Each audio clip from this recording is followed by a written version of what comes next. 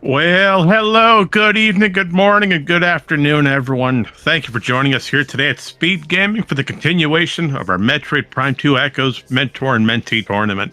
My name is Marin, and I'll be your host for today, and we've got a very interesting race for you at this fine Saturday evening.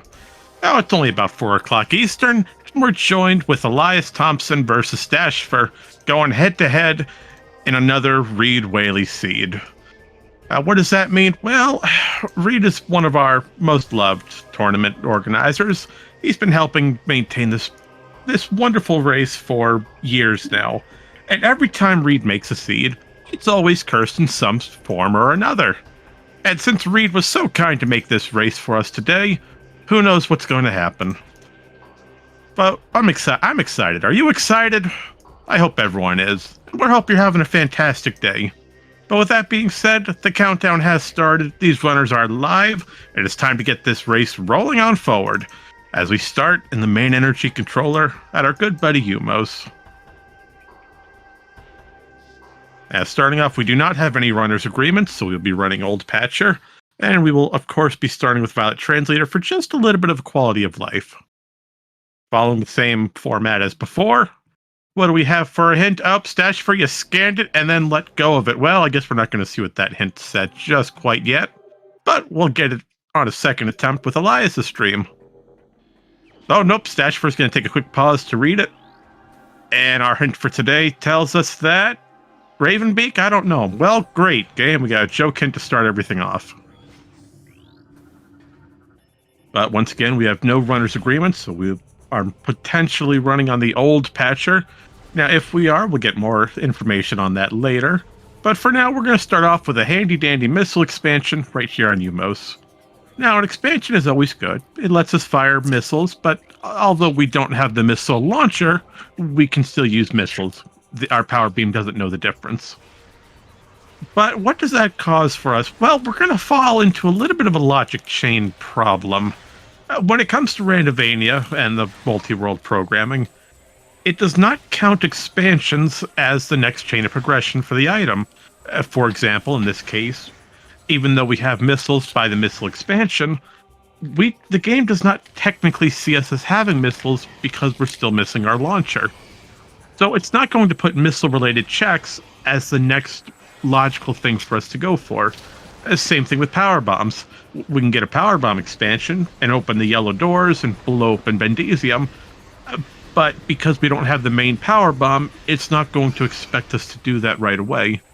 We're still going to abuse that though and get the missile checks. We're not going to wait because of some logic chain. And first things first, as with every race, we have to defeat the Dark Alpha Splinter.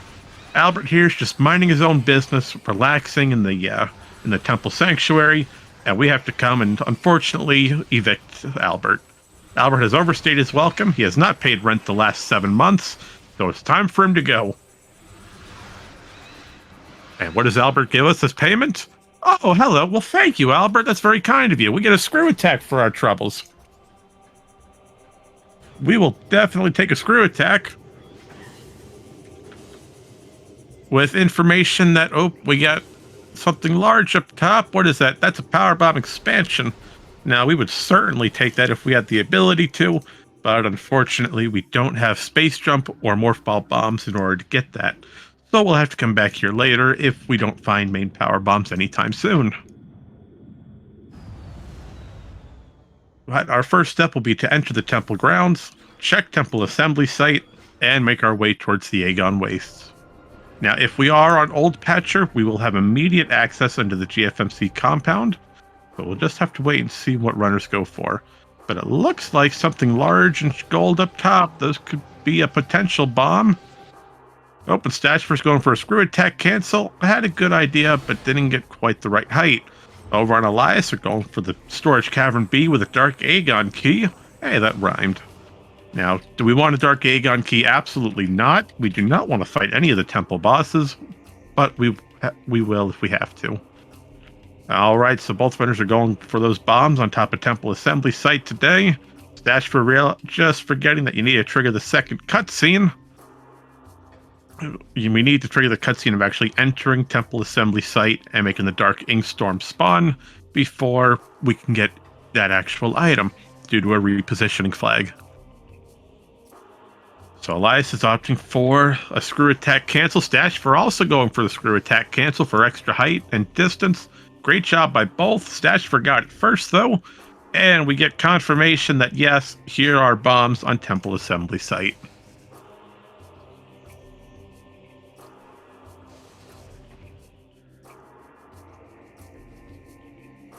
Now, because we have bombs, regardless of what we're doing, we could go get Hive Chamber B, although we have some time. We could go for it.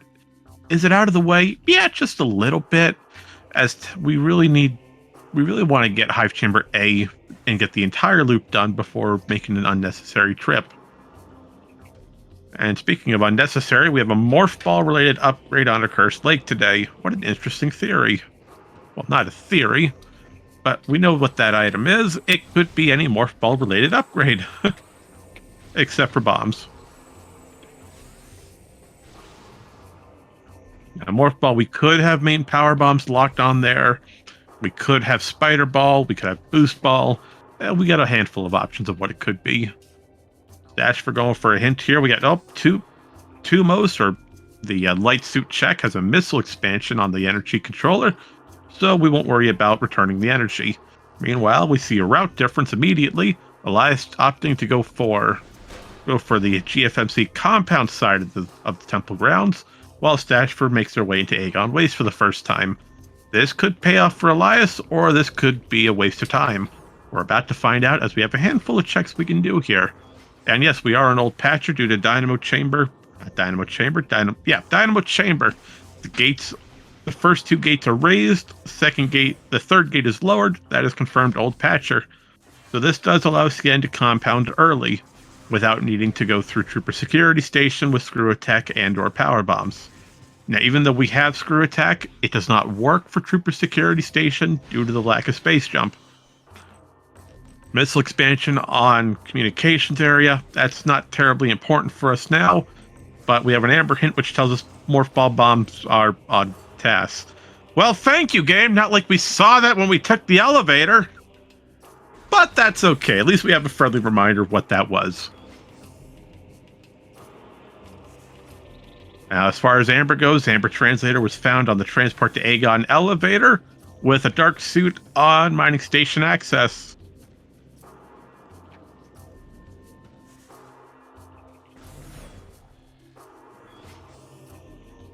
Well, it's great that we have the Amber Translator already. This gets us immediate access into Amber Hints, and we get access to Sand Cache, which is locked behind an Amber door. But first, we do have to go through the pirate fight.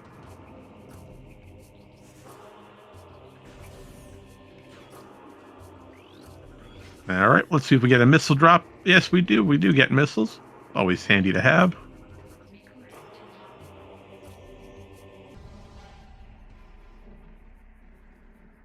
Now, what's hiding here on mining? Nope, we got our first E-Tank. E-Tank on portal access. First E, 7 minutes in. No, not terrible.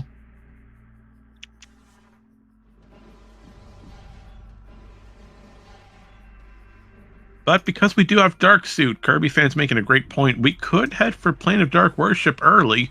Although, granted, we need both Light and Dark Beam, or we need Light and Annihilator.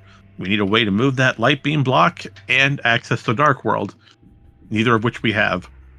But we do have access to this Amber Hint, which tells us a progressive suit is in Great Temple Transport A access. Okay, we know Light Suit is accessible, except it is not logical.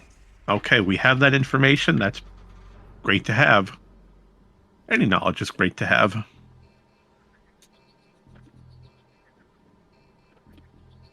Now, some of you may be wondering, well, if we can get the Light Suit now, why shouldn't we go for it?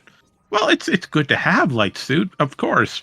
Take no damage while go through Dark Aether. But due to Transport A access location... Actually, no, that should be open to us. We're an old patcher, but no, we did trigger the fight, so no, the Emerald Gate is still up. Yeah, we need Emerald Translator, or we need Dark Visor Seekers to make that logical, due to save warping never being within the chain. the game will never expect you to do a save warp to continue your progression. At least not with these basic settings. And a neat little trick here done by Stachifer to skip the portal terminal puzzle. And this puzzle usually requires you to blow open 3 sand blocks to lower the lens, focus the light, and activate the portal. What we did was only activate one of those lens. Now, as long as the 3rd sand block is destroyed, the game will continue. Oh, and let's see, Emerald Translator is exactly 2 rooms away from Sacred Path. Well, we know that it's in Temple Ground, Sacred Path, 1, 2, no, it's not Communications Area.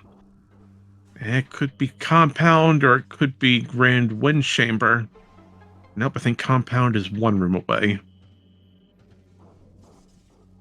Oh, that's really curious. We'll have to get a map and check that later.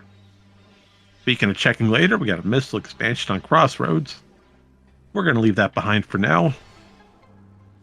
But we will certainly take our space jump on Sand Cache.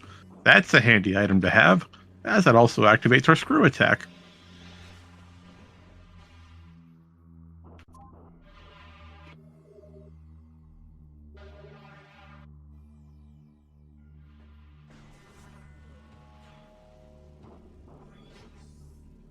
Although, if I'm thinking Secret Path being a different location, that could be Wind Chamber Gateway. But nope, I've got to check a map. We'll get that information later. But immediate route difference, Stachifer decided to go for the Dark Aegon loop first, while Elias has decided to go for the Aegon Temple loop. Interesting play here. Now, doing the Jump Guardian loop now, it's not going to hurt us. The only problem we're going to run into is the fact that, well, we don't have multiplayer items shuffled, so that looks to be a missile launcher locked behind Spider Ball. So, well, we know Spider Ball is going to be coming shortly. Where exactly? That's a great question. And nope, you're absolutely right, Chad. It looks like Elias's tracker is not currently operable. Well, we'll have someone look into that, see why it's not working. And we almost had a 2 cycle, but we're just shy of a little bit of health for Bomb Guardian. That's okay, a final missile, and this boss is defeated. Now, because Stachifer did not go to Sand Cache, we do not have our space jump, so we have to do the bomb jump method to get up top here and go for Jump Guardian skip. And personally, one of my favorite tricks of Ball of Echoes.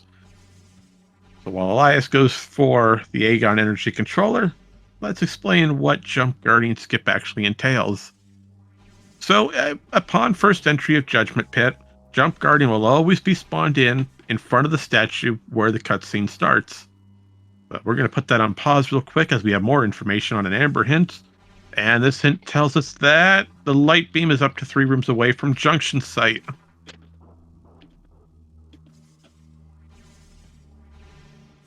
Well, let's see. That could be Jump Guardian, Warrior's Walk, Battleground, or Trial Tunnel. So we got 4 rooms for possibility.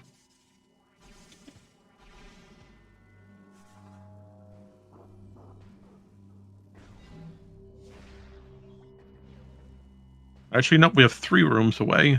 Oh, no, they also could be in Cache 4. So, yeah, we got a handful of rooms that it could be. Hopefully it's not locked on in Cache 4, as that would be very mean. Having to get Dark Beam to go all the way back to get Light Beam.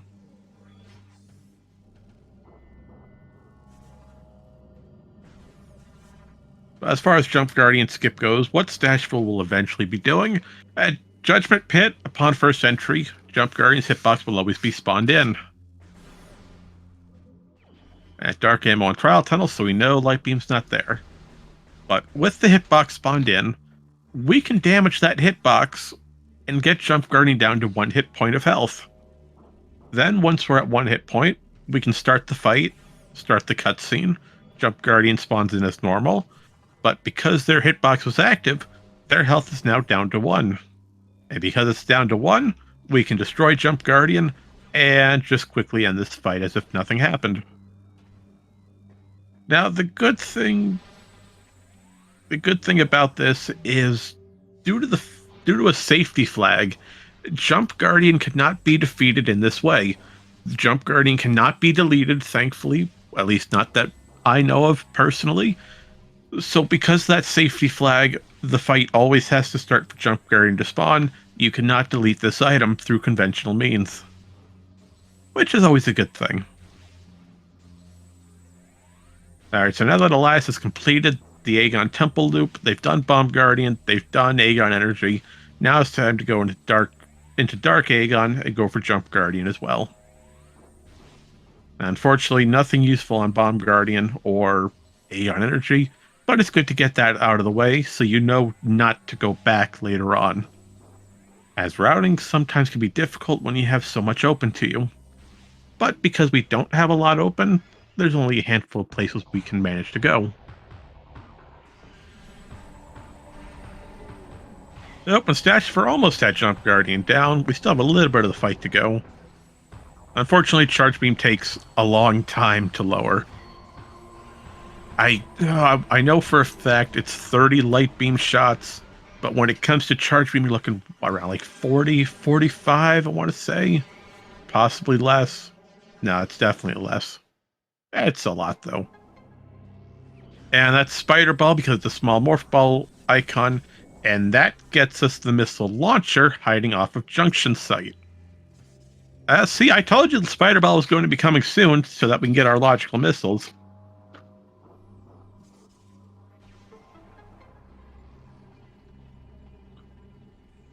Now, what's sad, although, again, we do have to leave Incash 4 behind, so we can't confirm that room has Light Beam or not. We can't access it. The same goes for Warriors Walk and Battleground.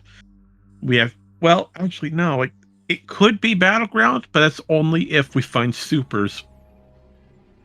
If we find supers before Light Beam, that's really going to push us towards Warriors Walk for that Light Beam. If not, it's strongly suggests that Incash 4 has Light Beam.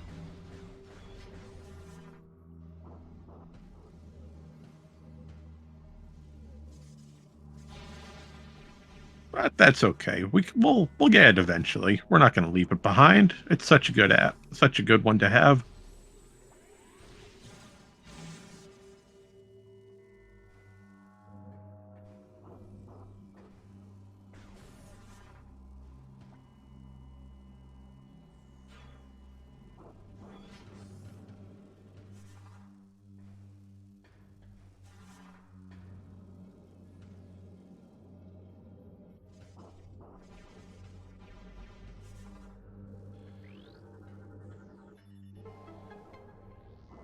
Oh, but moving on. Since there's nothing further we can do in Dark Aegon for Stachifer, it's time to go back and do the Bomb Guardian loop with Aegon Temple and Aegon Energy. Meanwhile, we're going to flip the script, as Elias is now going to go for Jump Guardian, skip, find Spider Ball, and go for the missile launcher off a Junction Site. Pretty much, these runners are going to follow in each other's footsteps. There's not much else open to us until we do both of these loops. We need Bomb Guardian defeated for Hive Chamber A, so that Dark Missile Trooper can spawn in, and we need Jump Guardian defeated so that we can get whatever's on top of GFMC's compound's ship. So 2 items locked behind this entire loop. It's good to get them out of the way. That way, we're not having to make unnecessary trips or forget about certain locations. But because there's nothing else here, Stachifer's going to take a quick safety save. Please don't save warp.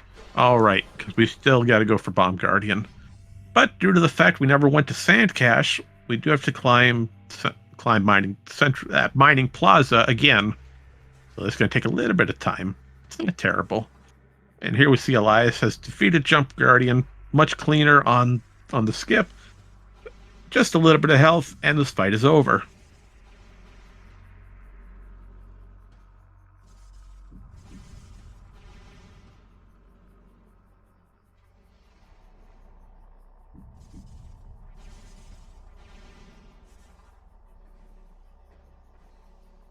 And there's that missile launcher for Elias, located off of the Junction Site. And a handy dandy missile. Now we know we're fully in logic. Now, what's next for our runners? Well, and once Elias is done with Dark Aegon, they're most likely going to take the elevator back, and we're going to head for Hive Chamber A and B. That gets us 2 items. Then we'll go into GFMC compound, possibly get the crate item, and no, we already got the crate, the ship item. Nope, we never actually did enter compound, so we're going to go do that, get our light suit off of Transport A. And, well, that also gets us to Power Bomb expansion, so we could use that plus Screw Attack to go for both Wind Chamber Gateway and Grand Wind Chamber, as there's a probability of Emerald Translator being off of those 2 locations. So that would be a good route. As for Stachifer, we're going to probably do the exact same thing, but instead of waiting for Dark Aegon, we're going to go defeat Bomb Guardian, get Aegon Energy Controller, and then we'll make our way to Temple Grounds and try to find that Emerald. If we do locate Emerald off of either Grand Wind Chamber or Gateway, that'll play into a Torvus Bog play, but we have to go through Torvus Entrance, and well, we can't really reach that yet unless we go out of bounds. And we don't have Boost Ball, but we might go back into Aegon and go for Labs. We got a lot we can do in Labs right now.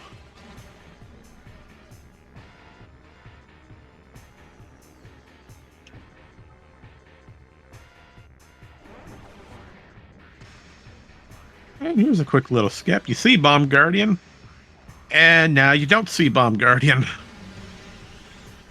Bomb Guardian is extremely vulnerable to power bombs. And because we had that power bomb expansion off of Transit Station, we can sort of instantly vaporize.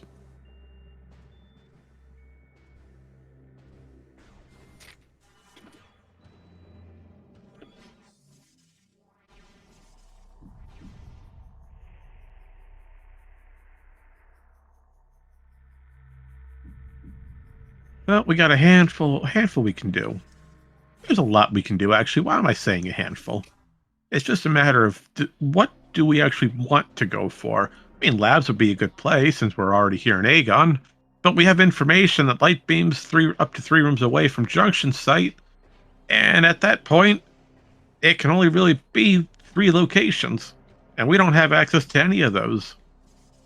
So Labs could potentially play into our light beam, or we could go back to Temple Grounds and get more information off of that way.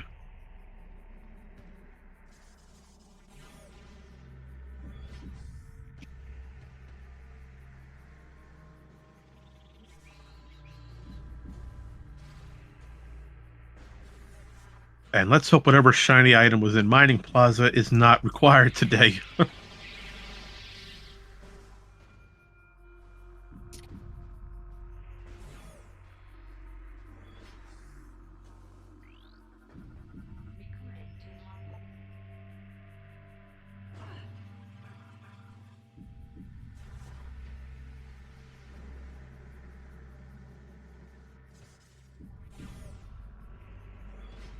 All right, so let's see. Now that looks like Elias has decided to take the Aegon elevator. Smart choice, because that puts us right by the Hive Chamber loop.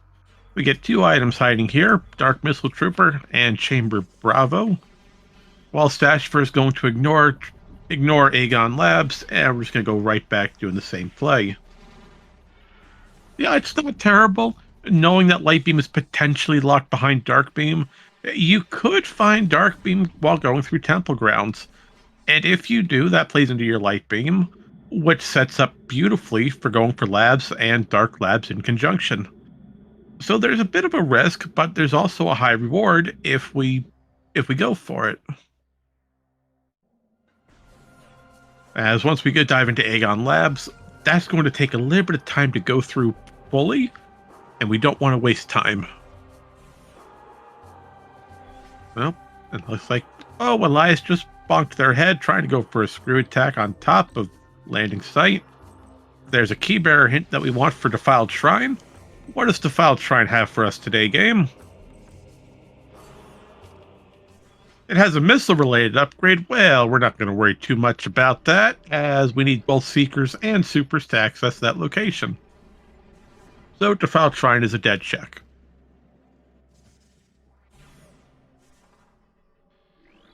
But first things first, let's go and peek hello to our... No, we're not going to go for Seekers. Let's not think like that, Lenofus. We're going to hope that it's not, at least. And you're absolutely right. We don't need to see... Well, would you look at that? I mentioned something that we needed supers before. And now that we have supers, that's really pushing for Light Beam being on Battleground or Warrior's Walk. Both of which would be a bit troublesome. I mean, it would be great as we could get through double path on the top path, as that's Light Beam locked on both sides. Although, granted, we'd be stuck due to we couldn't get to the portal since we have no Dark Beam for the other door on Doomed Entry. So that would not be wise. But what is wise is getting Hive Chamber B and realizing you get a third energy tank off of it. We will definitely take more E.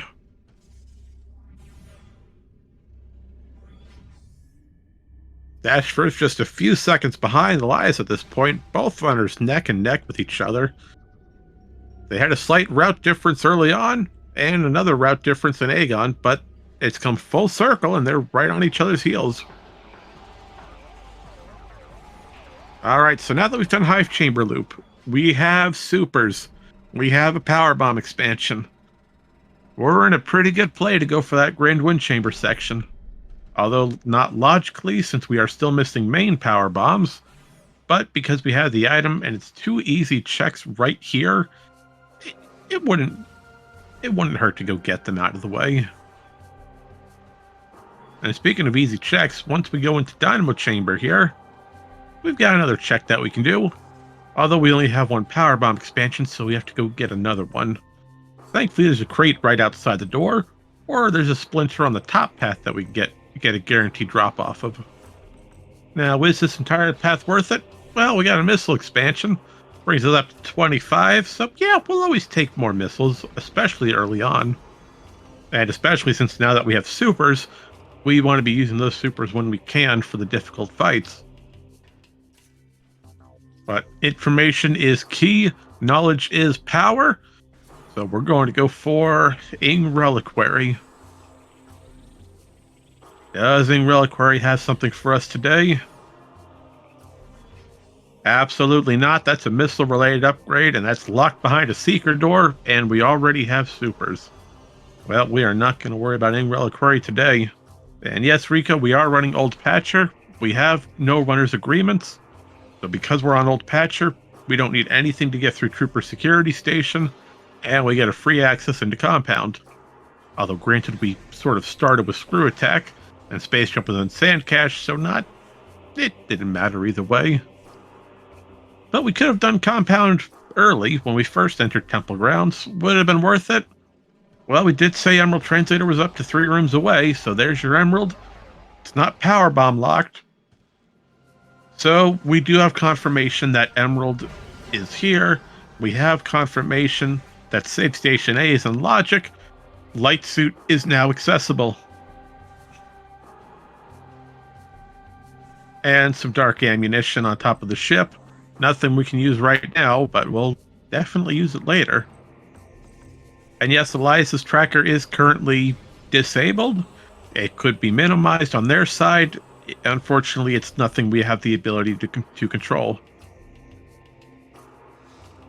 But because we have Light Suit and Emerald, Fortress Transport Access, or FTA, is now in Logic.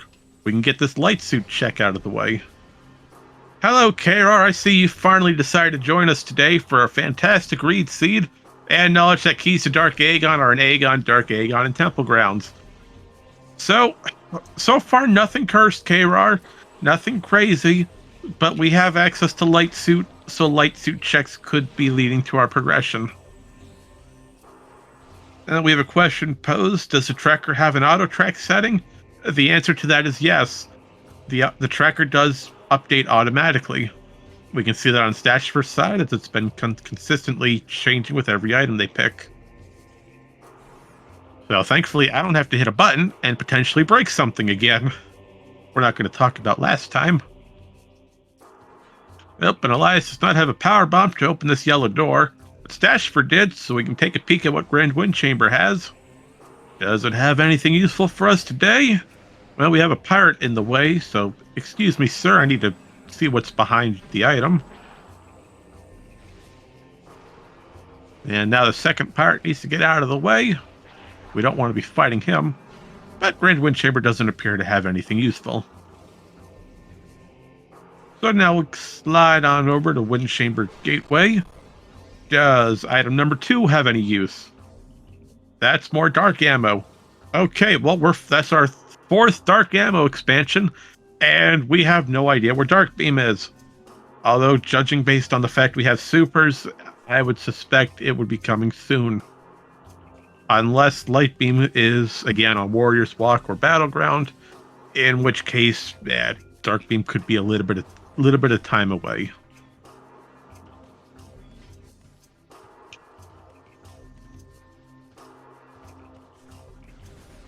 No, Rico, only supers are the known charge combo that has been appeared so far.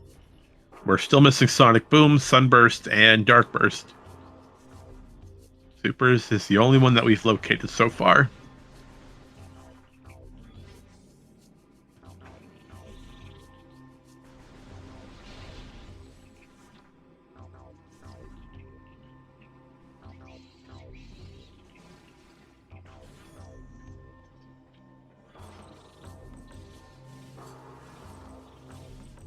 Oops, sorry, just double checking something. Give me one moment.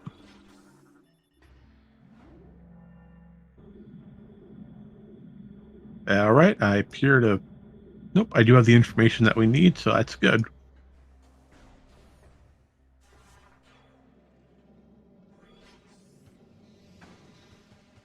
And real quick, for those of you watching at home, you may see a Google link posted in chat by Lenofus, a fellow tournament organizer. Now, that Google link will take you to a tracking document, and that document will be continuously updated throughout the duration of today's race, holding any and all information. Yes, Leno, you get an honorary promotion. That's what you get. Honorary promotion for doing such a fantastic job.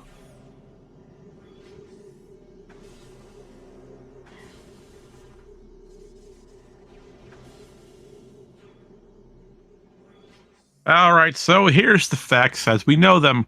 We have Light Suit. We have Logical Light Suit. Although granted, power bombs are still a miss. We don't have our main power bombs. But we do have Light Suit checks. So what do we do? Well, step number 1, time to flee. Yeah, I agree, Lena. We should really start getting out of here. Step 1, we might as well go check FTA now that Light Suit is clearly in the next chain of progression. Now that FTA is done, I'd say it's time to start making your way back to Aegon. Go back to Aegon, get some labs done, possibly go for Battleground and Warrior's Walk, see if you can find your Light Beam, and then dive labs pretty heavily. There's a lot we can do there. We have Command Center, Central Mining. Let's see what else. We have Bioenergy. We've got Storage C. Dark Samus 1 is open, although we can't get the item due to lack of Dark Beam. But we can still get knowledge on what the item is. And because we have Spider Ball, that does absolutely nothing for us right now since we're still missing Light Beam.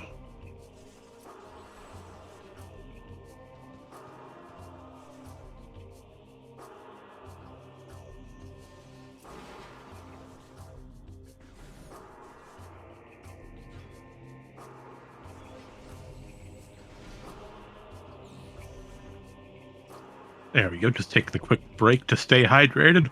This is your daily reminder to always stay hydrated. Always have a bottle of water or something with you.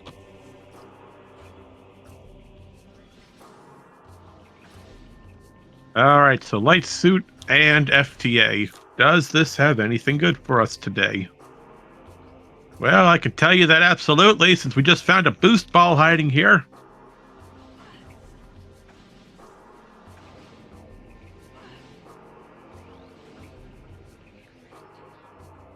And information where Dark Aegon Temple keys are again. Although, we're running into a scenario here. We have what we need to technically get Sanctuary entrance. We have power bombs, although not logically. Spider Ball and Boost Ball. Do you want to do sync entrance? No, not really. No one ever wants to do that, and it's time consuming. But the option's there.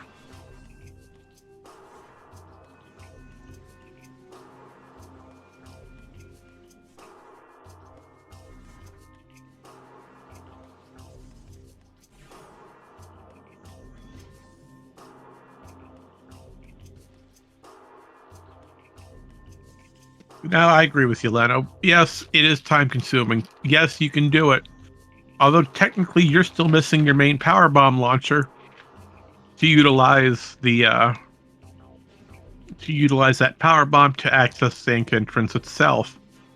So yes, logically it's not next for our chain. Although it very well could be hiding something useful. It could be a dark beam. We don't need dark beam to go through Aegon Labs. You could technically find your power bomb launcher through there, and in turn get pushed back to sync entrance. Oh, it's a risk, and hopefully it's not a bad risk for us leaving sync entrance behind.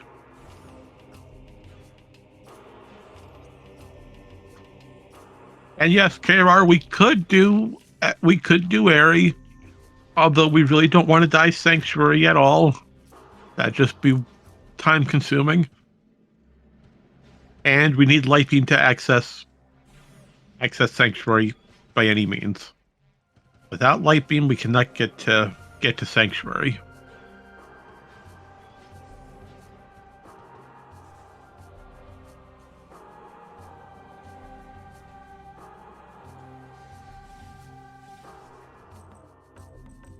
Well, Elias has decided to take a dive back to Aegon with their newly acquired light suit.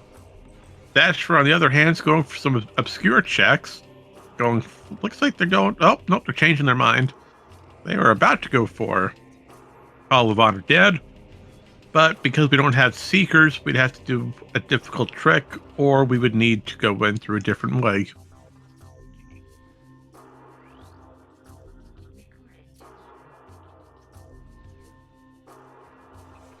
And there we go. Once again, information on Defiled Shrine having a missile-related upgrade. While Elias is going for what appears to be, because they have supers, looks like they're going right for Dark Aegon to check Warrior's Walk and, in turn, Battleground.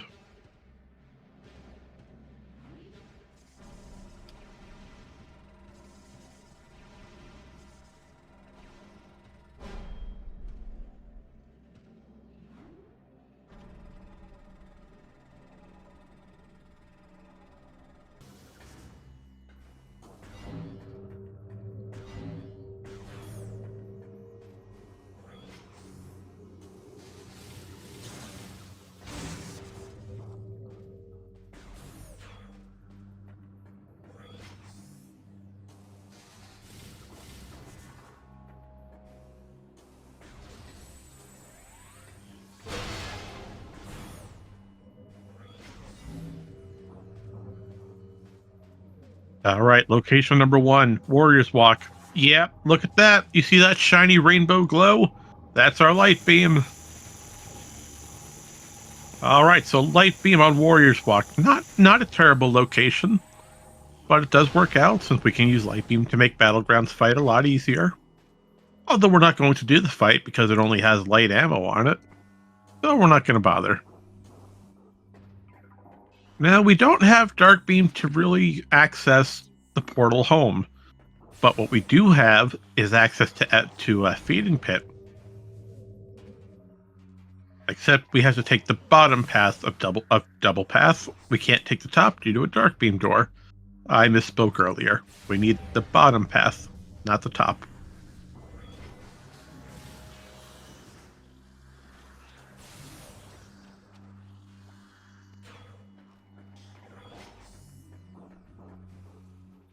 And nope, I understand, and I apologize for those watching at home due to Elias's tracker.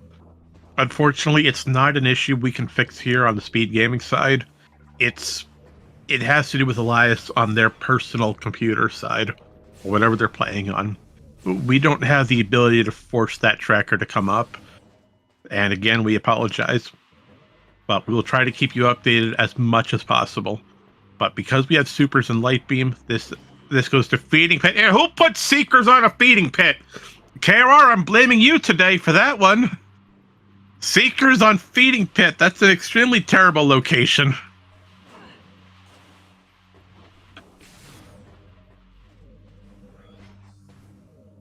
Well, because we have seekers, that technically opens up access to underground tunnel and making our first path into Torvus Bog. And because of that, we also have access to get our STK hints. We currently have knowledge on 0. We have no information on any Sky Temple keys. But because we have seekers, we can now go for the gateway. And yes, we used to have a manual tracker, but because we're in a tournament setting, and due to the lack of staff at times and the volunteers, but tournament staff have decided that an auto tracker would be the best option.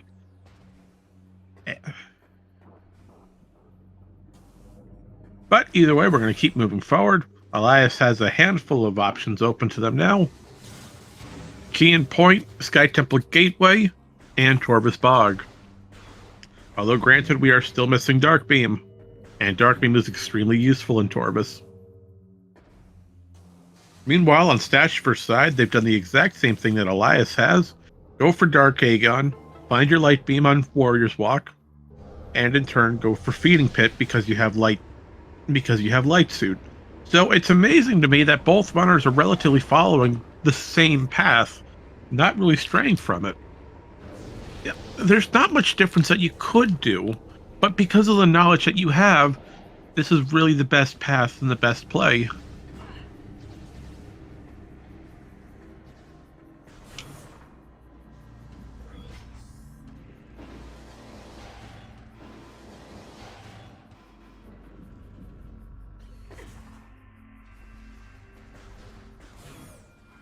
Yes, Leno, we do have access to underground tunnel.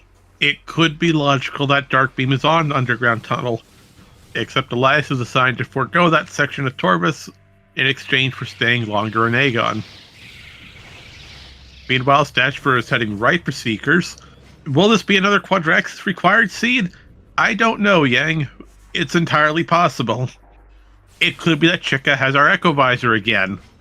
It could be that Reed and KRR made an agreement to make the worst seed in history. Anything's possible. And I, for one, am excited to see what happens next. Such as finding a power bomb expansion, though we essentially went neutral on our power bomb loss.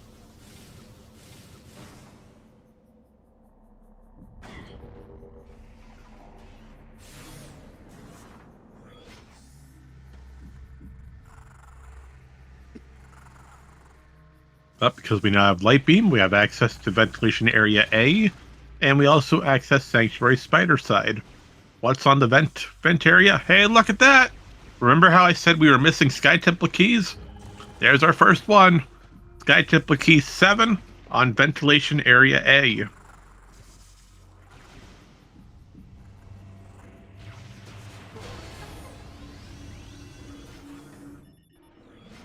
And let's see, looks like Elias is going straight for Sanctuary Spider Side. Well, looks like we're going to go check Spider's Treasure. Now, what is Spider's Treasure? Well, that's a term that we use to refer to 3 items here, all within the Spider Elevator. Now, item number 1 we're going to come up to first is Hall of Combat Mastery. Then we'll dive into the dark section of Sanctuary, known as the Yang Hive. And that'll go right for Culling Chamber and Hazing Cliff. So first up, Hall of Combat Mastery. We have something shiny there. That's definitely worth the dive. Okay, so we know Dark Beam is locked by main power bombs. Question, where are the main power bombs?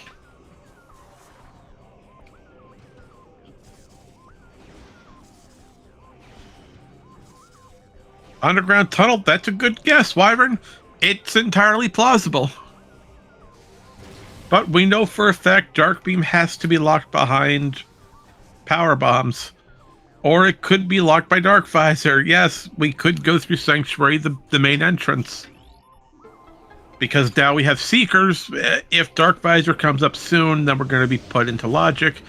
If we find main power bombs, well, now it's just going to be a headache. Oh, Dark Visor or main power bombs? I'll take my luck with Dark Visor, thank you. Speaking of which, there's something hiding in Culling Chamber today. Oh, is that our Cobalt?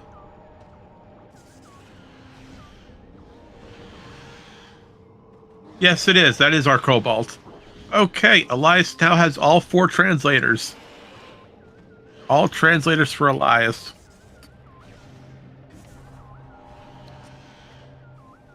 Well, this opens up Sanctuary Map Station. That gets us another light suit check. And that Warrior Ring just got completely annihilated due to a screw attack to the face. That is a very painful headache. Yep, and we've got another E-Tank hiding out here today on Hazen Cliff. Well, hey, we'll always take more E.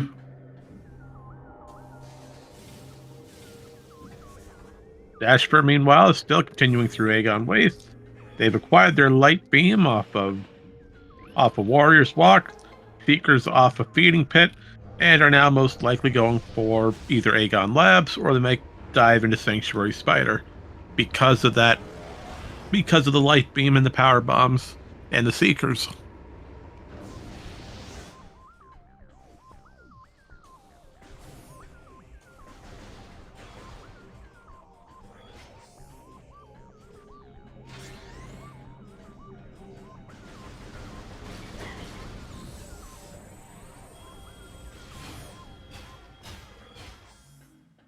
But now that we're technically done here in Sanctuary, we could continue if we wanted.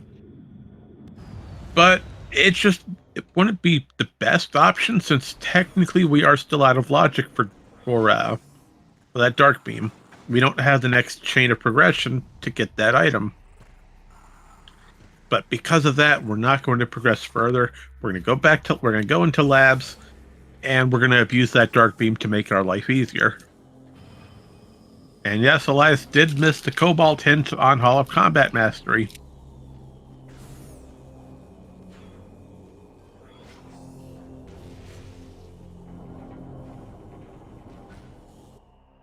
But first things first, we do have to fight Dark Samus. We gotta get this fight out of the way.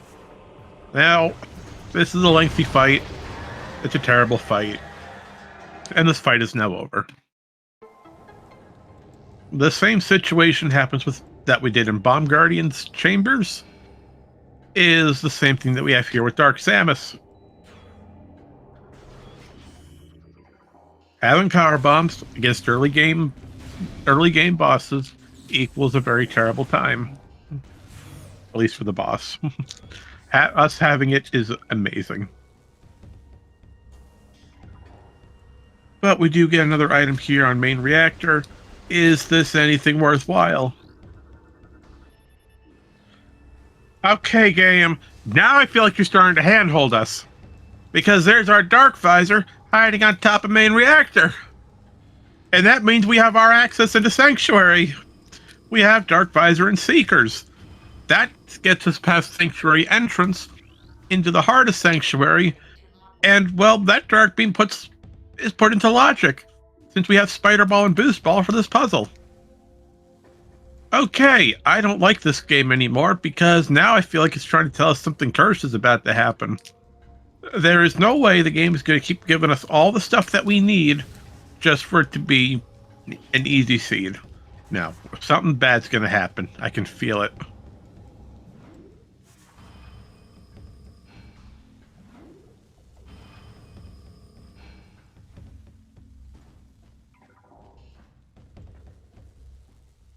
But great skip by Elias there, getting main reactor's item without doing the boost ball puzzle. The reason that puzzle works is that you see there's a little morph ball sized hole to get out of the puzzle area. Once you get the item, you morph and you roll out. Well, that area That little hole is morph ball sized for a good reason. And for whatever reason, Screw Attack has the hitbox of a morph ball. So because while we're in Screw Attack, our hitbox is so condensed, if we angle ourselves just right, we can force that hitbox through the opening and stand up on the other side, completely skipping the puzzle. Fun fact, that is also one of the best ways to get out of bounds. Screw attacking into a morph ball sized opening, standing up, and having the game literally force us out.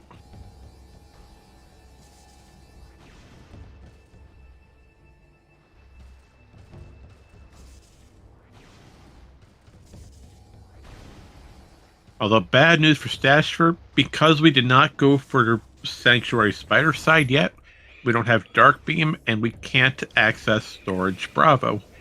So we're going to have to leave this check behind for later. But we do have supers, so we're going to use our Screw Attack to get over to that Storage C door and open it first try. And Stachifer just got blocked by a block, and there goes our supers, which have effectively wasted 5 missiles. Although getting blocked with a super missile is quite a fun thing to have. You think you have a good lock, and then an object gets in your way. But this is your friendly reminder to not have explosive weaponry in a small confined area, as it looks like Elias also got blocked by a block for a super missile. Although jetpacks and super missiles don't mix. Neither do Metroids and power bombs. Oh, okay, we're not going to use our power bomb for it. We're going to save it. Dash for also getting Storage C, picking up an extra E tank for the troubles. And because the pirate is still alive, the door is still locked. Oh, there goes the pirate. There opens the door. And both runners are going to high five and pass the torch to each other. Elias going into command center, while Stachifer goes towards Dark Samus. We are just repeating our steps here today. Each runner has relatively the same items. The exception is that Elias has Cobalt, Dark Beam, and Dark Visor. Stachifer will hopefully run into all 3 of those when they do the Sanctuary Spider side. And, well, look at that. We got Cannonball here today, and Elias definitely wants it. I guess we do have Cannonball shuffled.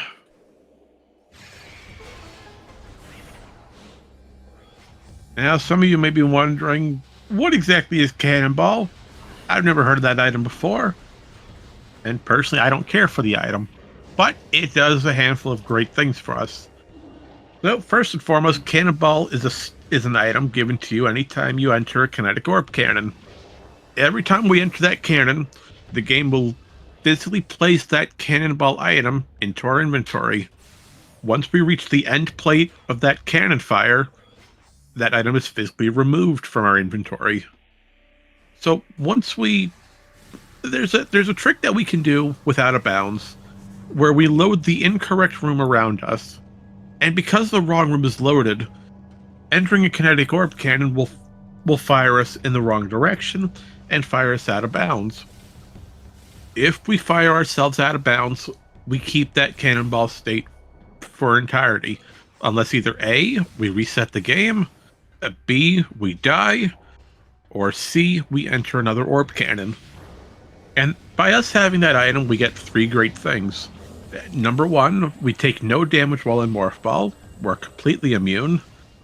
Number 2, we get the feature of a Boost Ball.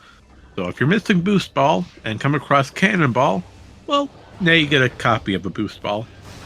Although, fun fact, your camera is a little bit weird since it's not technically a logical Boost Ball, and half-pipe cameras don't know what to do with it.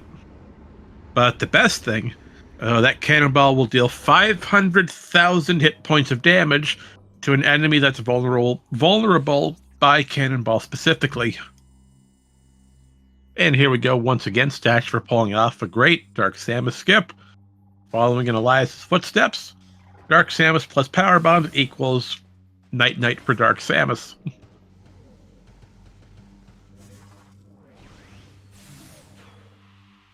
But the good thing is, because we have Cannonball, we can easily defeat Chica, as numbers pointing out in chat.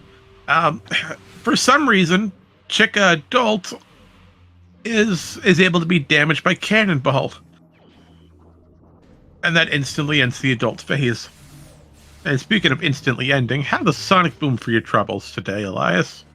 Sonic Boom's a great charge combo, multiple uses for it.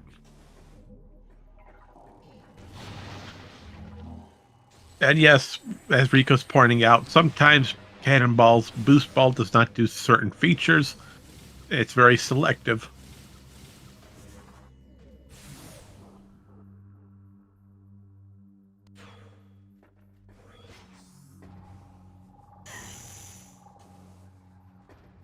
But thankfully, half pipes are not one of those selections, so we can use half pipes just fine.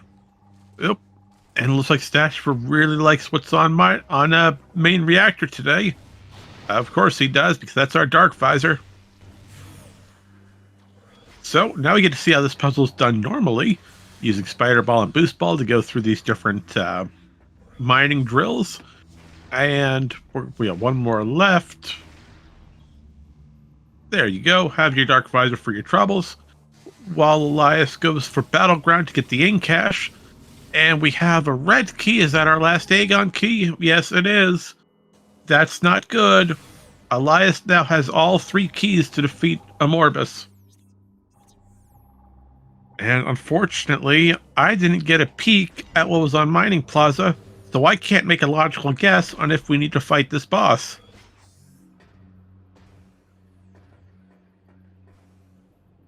Although Ink Cache 4 is open to us, so we could go for that while we're here in Dark Aegon. It wouldn't be out of the question. And it looks like Elias is realizing the same thing. That yes, Ink Cache 4 is open to us. Although based on their camera... Nope, there we go. Thought they were about to go for Amorbus for a second.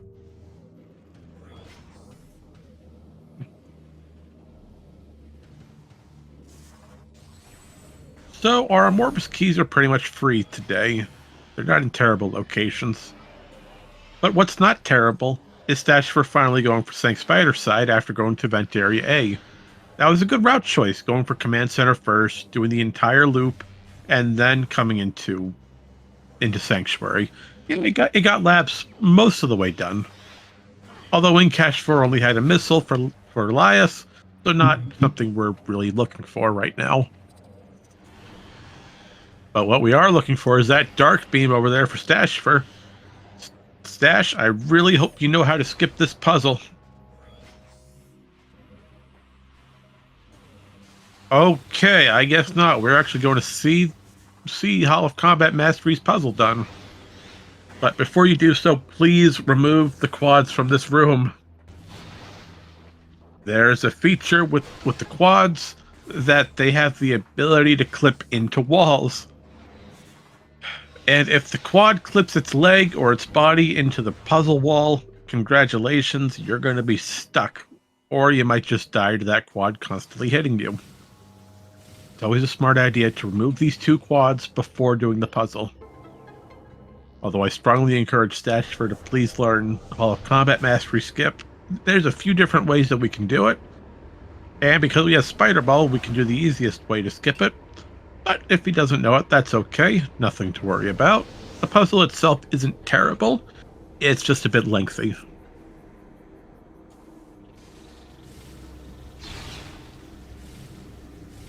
As far as skipping this puzzle, we could do what Elias did the first time, where we jump on a raised pillar, jump towards the spider track and get what's known as an instant morph, and then clip onto the spider track itself. Or we do a secondary method that Rico's stating by going for a bomb space jump into a screw attack and screw attacking into the opening. There's a handful of ways to do it, and do whichever way you feel the most confident with. We're not going to tell you specifically how to do it. Go out and try it, see if you like it, and find a method that works best for you. While Stachifer continues to get bullied by this puzzle. Thankfully, no quads to ruin our time. Okay, or we could jump over the laser. That's an interesting move, Stash. Just jump over the laser wall.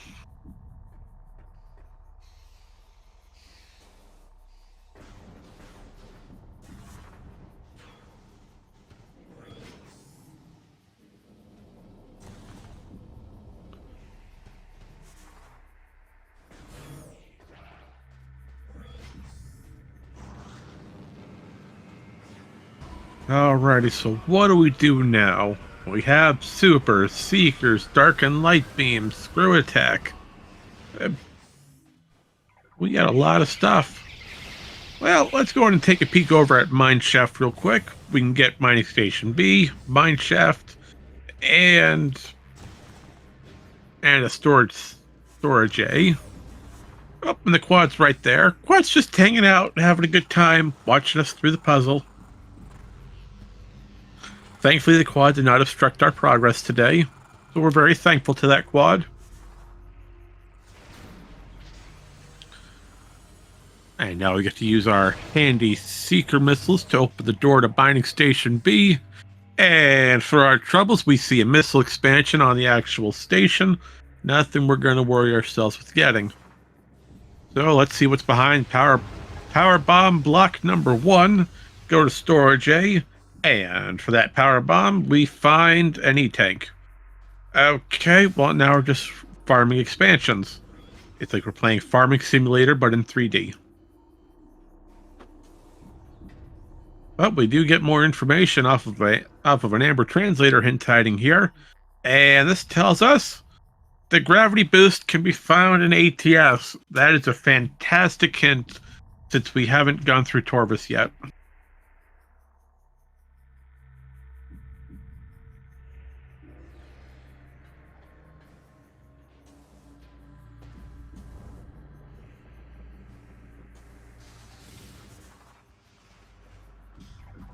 Well, if we want to dive into Torvus, especially lower Torvus, that gravity boost will be a huge help. And since we do have logical access into Sanctuary, it wouldn't be too far-fetched to go get that gravity first and save Torvus for last.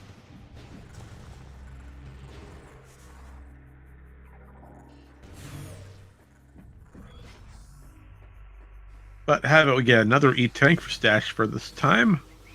Yeah, while Elias goes for what appears to be a dive into Sanctuary once again.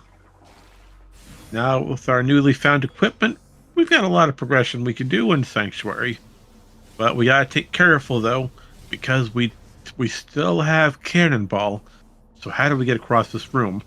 Well, we're gonna screw attack over, try to get just enough height and distance so that during the respawn, we get pushed on the correct side.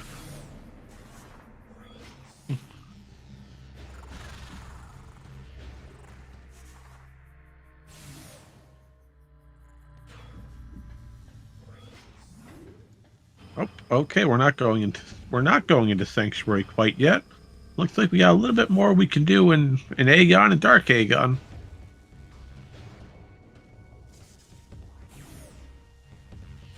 Oh, that's a good thought, Leno. We could be going for a save warp.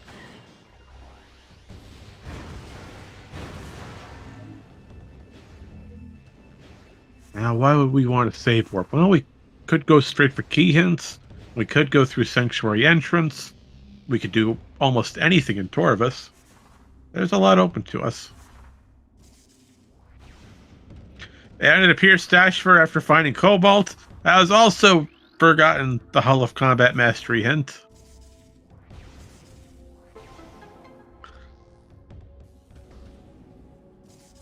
Well, hopefully that hint is not entirely important, as both runners have decided to skip it today.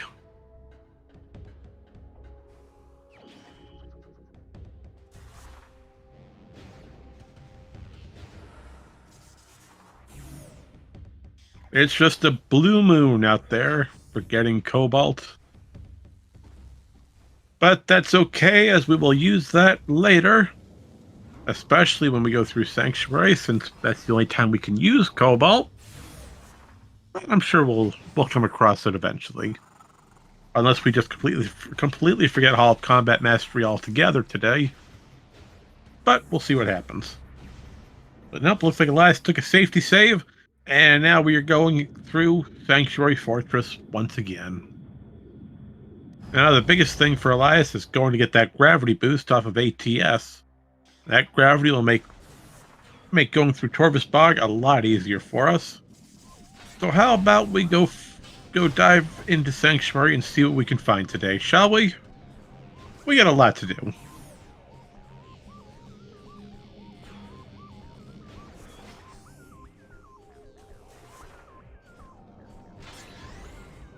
And hey, if we run into some Sky Temple keys along the way, we're not going to complain about it. Oh, hey, here's that Hall of Combat Mastery hint. A missile system can be found in Junction Site. Well, thank you, game. That is extremely useful. Except one problem. We already got that an hour ago. Thank you, game, for giving us information on something that we've already seen multiple times. That information for Hive Dynamo Works is that we have a beam-related upgrade. Let's hope that's not useful. Nope, we don't get to peek what's on the tunnel item today. Well, we're going to bypass it and hope Spider Guardian's not required. That Spider Guardian could be a troublesome fight. Meanwhile, Stachifer has just gone through the mining station B loop, found nothing, and more nothing. But we did get information on that Amber Hinge for gravity boost, so hopefully that pushes Stachifer towards Sanctuary. Again, we really want that before entering Torvus. It would make everything so much easier. But based on where Stachifer's currently going, it looks like they might be going for a Torvus Bog play. They could be going for Underground Tunnel itself.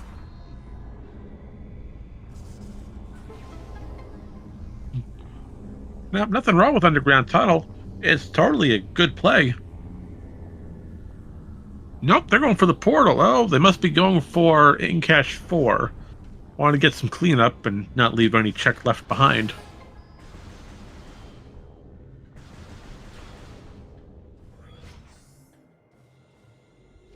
Meanwhile, it is always a reminder to safety save. You never know when your game will have troubles.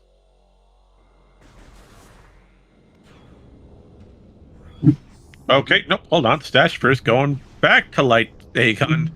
Okay, I guess we might have been forgetting that we already did In-Cache 4, possibly? Or that Stachifer's just having a bit of a map headache.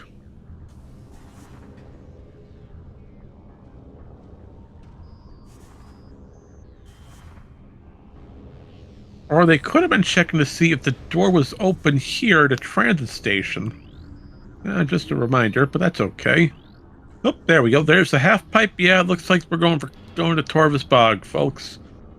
But while we go to Torvus Bog, let's get another hint here on Main Gyro Chamber, which tells us, oh, hello. A beam is in Hall of Combat Mastery. Game, you know what? I'm getting real tired of you giving us hints locked behind items that we've already got.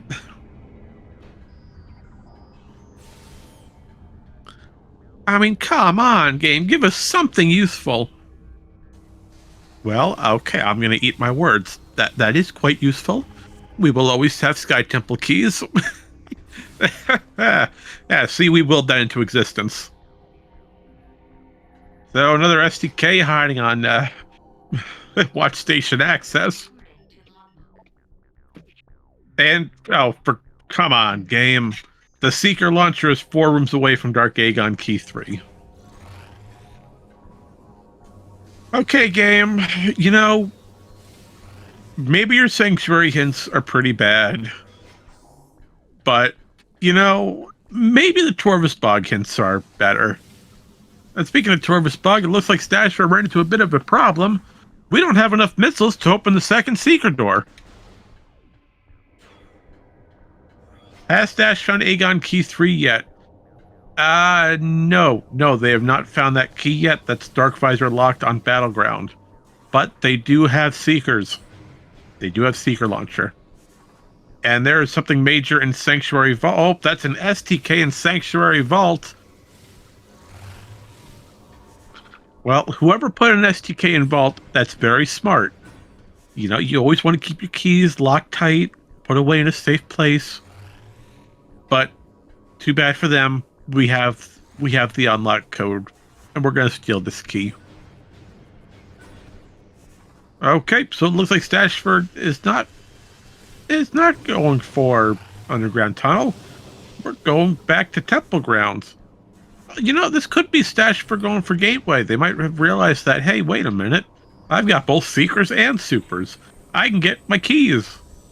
Okay, maybe not. We're going for maybe Planet Dark Worship then. You know, that's open to us.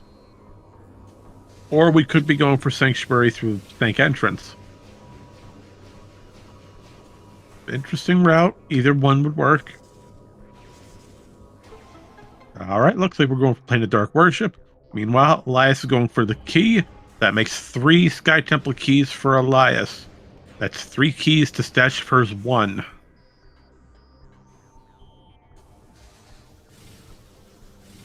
And I will say, as someone who's locked their keys inside their car before, please make sure you have a way to get it out.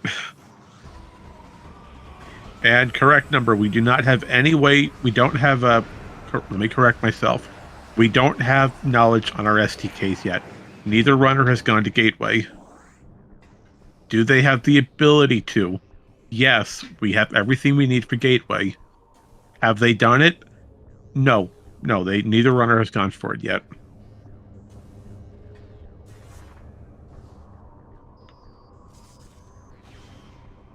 And Elias pulling off a great little time skip here for Watch Station Spider Puzzle. We just jumped on the spider track itself. This way we don't need to take the kinetic orb cannon and lose cannonball.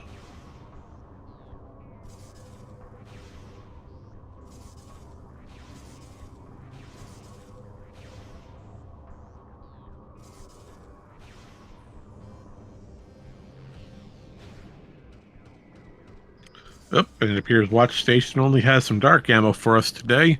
Well, it's not something we really need, but hey, we'll always take more ammunition. And we're going to quickly fall down.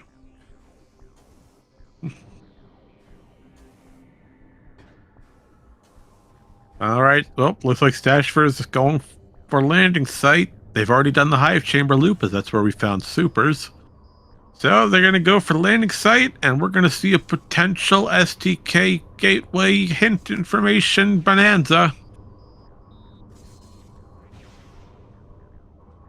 Anything is possible.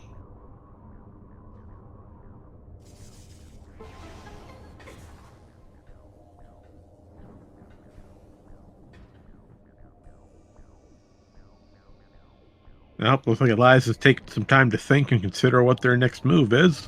Nope, going right for ATS to get that gravity boost. Smart play. Don't leave behind things that you know you can get. If you can get it now, why not get it? And Stachifer's going back to Hall of the Honored Dead, realizing, hey, wait a minute, I have what I need to get through here now. Maybe it's worth checking this location. Nope. Okay, absolutely nothing there. But hey, our gravity boost is locked on the opposite side.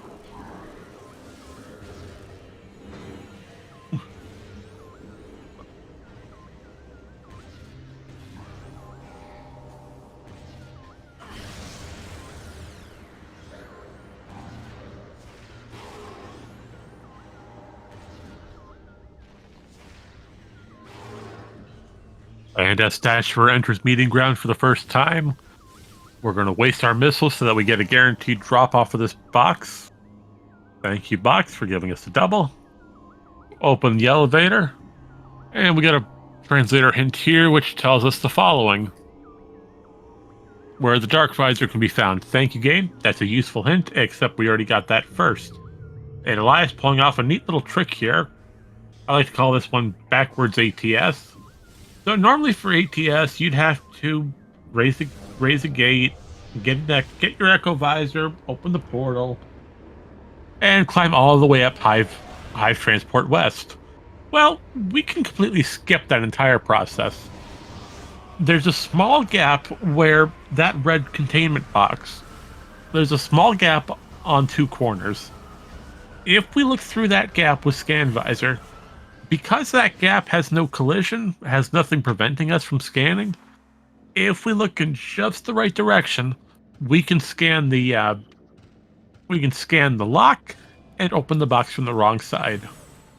It saves us a little bit of time from trying to do the entire puzzle. And speaking of time saves, excuse me, Quad, we want the hint, not your leg. Mean research tells us that this hint has the Hive Temple key locations. Those are the most useless keys, and we are not going to go for them. Although Stachifer is trying to bait that ing into destroying itself on the light. Unfortunately, the ing is too smart and will not destroy itself. But we'll definitely take another E-Tank. Thanks, game. How many E-Tanks do we need today? Come on. Oh, and we've got a missile expansion. Well, we're not going to worry about that in Reactor Core. But because we have Cobalt, we can get Sync Map Station. That's a light suit check. Elias, you have access to it. Please go for it. You never know what could be hiding. Or we could completely skip. We could skip that. But what's this missile-related upgrade on Defiled Shrine we've been looking at? Just a missile expansion? Well, we sort of knew that, since we already have all the missile-related upgrades that we need. Oh, and Stachifer's low on missiles, so we're going to waste all our missiles to get a guaranteed drop. We've got 10. Good choice. And I agree, it is strange not to do Map Station while you're here. Oop, hold on. Hold the phone. Elias might have just realized that they have access to it and is going back for it. Wonder if that's what they're doing. Yes, it is. Yes, they're going to go back and get it. Alright, everyone get your notepads ready. It's time for your STKs of the day.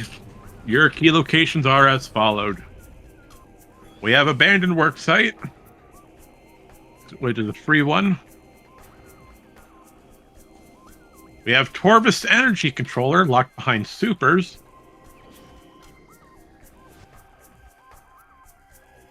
Sanctuary Vault, locked behind Boost Ball, which we already have.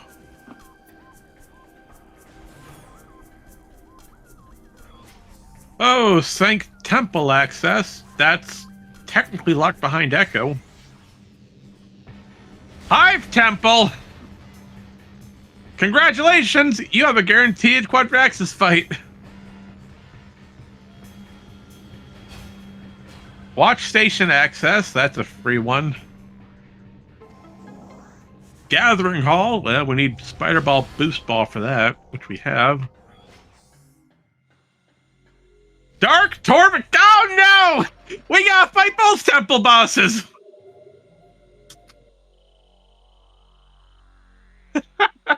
Okay, well.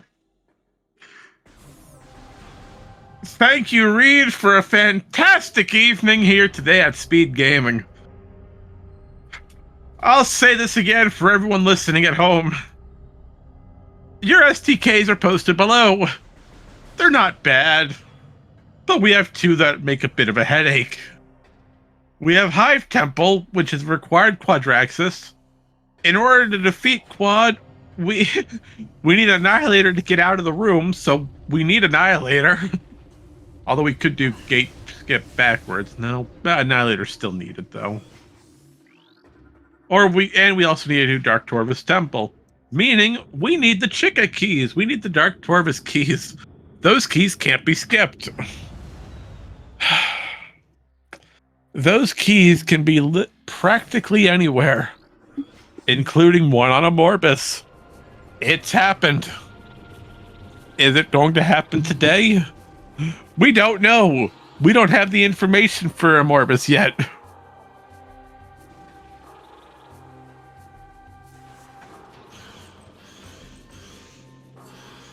Oh, these keys are in terrible locations. Although Torvis is absolutely loaded today.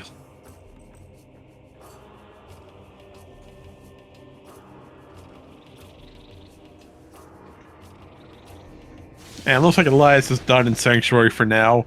They've got their gravity off of what? Off of ATS. And now they've taken a save warp to go get their STK hints.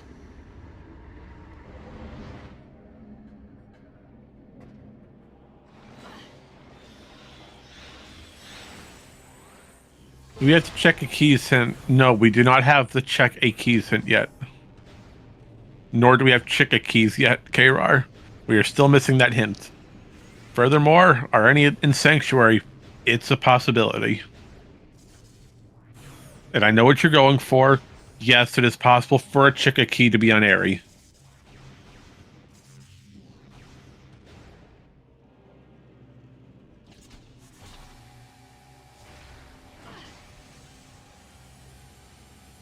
And it appears Amorbus is not. We are not going to be fighting Amorbus today. Both Mining Plaza and Amorbus itself are 2 dead checks. Mining Plaza itself, I believe, was an energy transfer module. I don't have the ability to confirm that right here, but I'm fairly confident that was a transfer module. But Stachifer decided to go back through Meeting Grounds, and in turn, we're going to fight our way through Torvis Bog. We have 3 keys to find in Torvis, followed by the entire Dark Torvis Temple keys, but that's beside the point.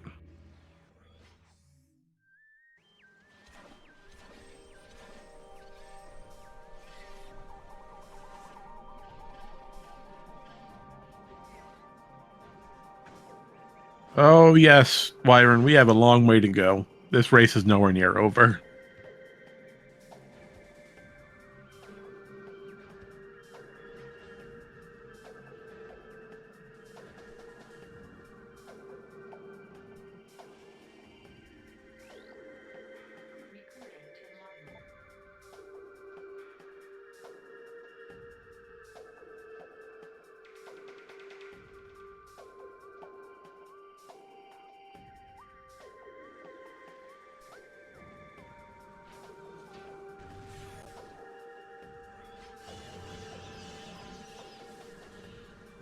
Oop, alrighty, so let's see. What are we thinking?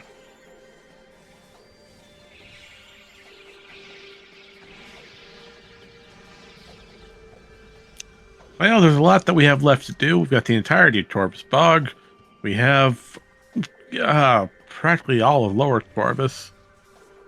Dark Torvis we still haven't touched yet. Inghive still has a fair amount. And Sanctuary's got the entire Far Sanctuary left.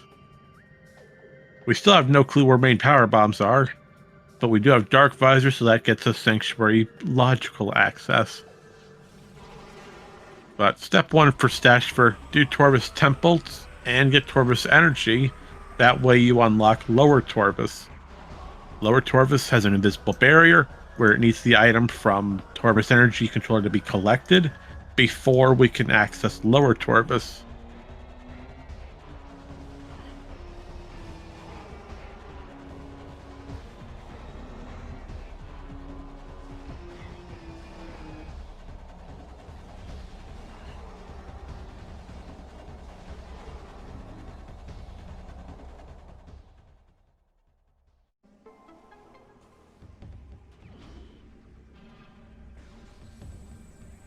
And interesting, we've got yet another E-Tank hiding on Torvis Temple.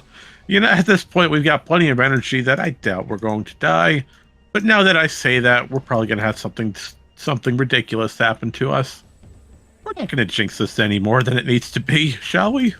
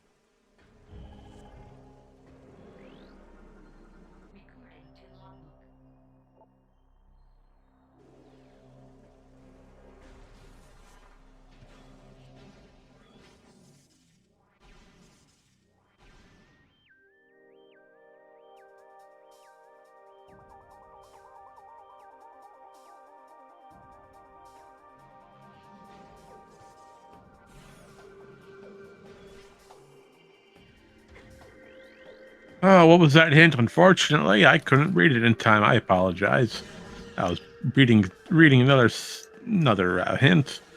Oh, we got a hint that a life support systems in Poison Bog. That's guaranteed to be an energy tank. Oh boy, oh boy. All the Dark Torvus keys are in Torvus Bog. Well, at least we know where they are, region-wise. So that'll be helpful for later.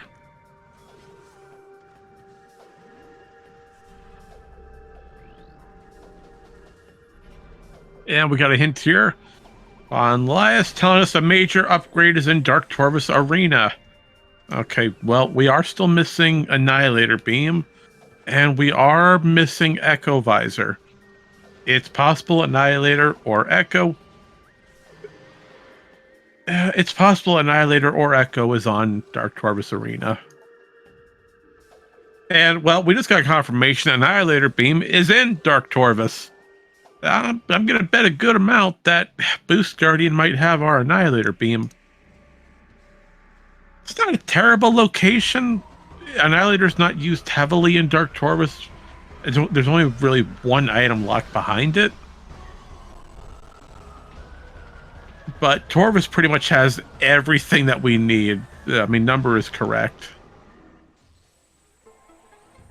Oh, same item can't be hinted twice. Okay. Well, it could be there's two different majors in Dark Torvus. Or an arena. Well, we'll find out shortly.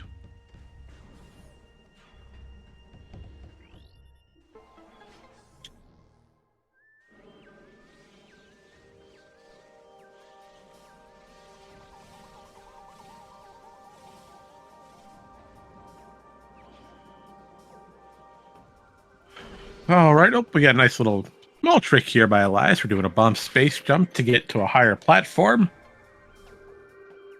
With a bomb space jump, we'll lay a bomb. Once we're at the peak of our jump, we hit the unmorph button. Because our camera is obstructed, we get an instant unmorph.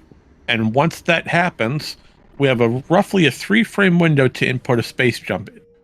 If we input the space jump within that window, we'll get extra height, and we'll be able to get to this platform behind us to abandoned worksite. Although granted, we could just screw attack over from the map station platform.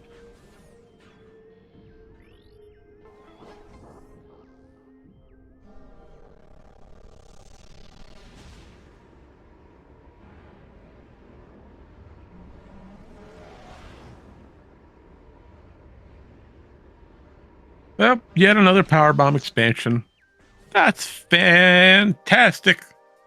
A wonderful power bomb expansion, although we are still missing main power bombs. At this point, who cares about main power bombs, right? But there's your key off of abandoned worksite. That brings Elias up to a total of 4, while Stachifer continues to roll high with 2.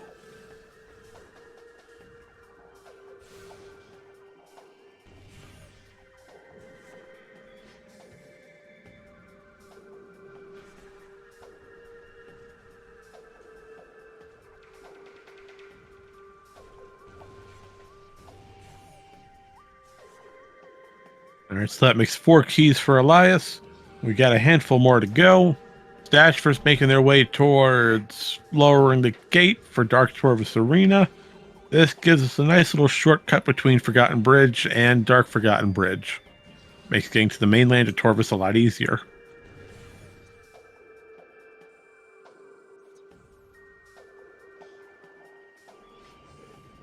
Elias needs to check hints. Well, Elias already has them. Number. Elias has already checked Gateway. He knows where to go.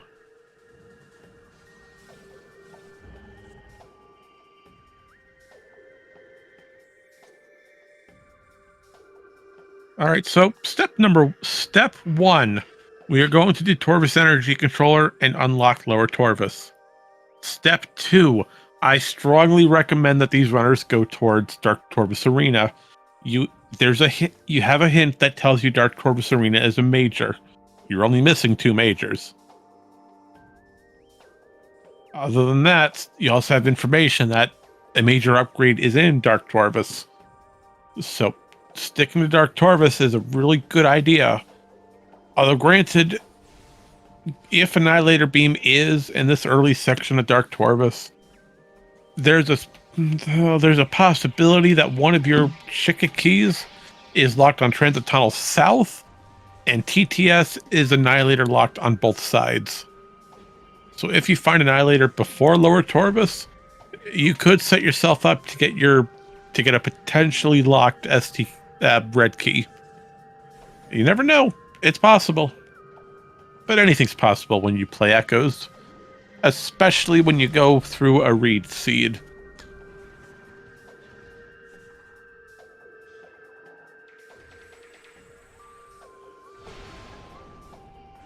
Alrighty, and speaking of Lower Torvus, Stachifer is the first one to enter.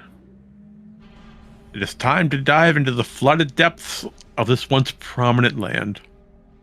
But we also get information that Torvus Energy hint the keys to Dark Torvus Temple can all be found in Torvus Bog. Fantastic. Oh, hold on. We're realizing something important here. Stachifer never got the gravity off of ATS. Stachifer doesn't have gravity boost. Oh, that's going to make underwater movement a bit of a headache.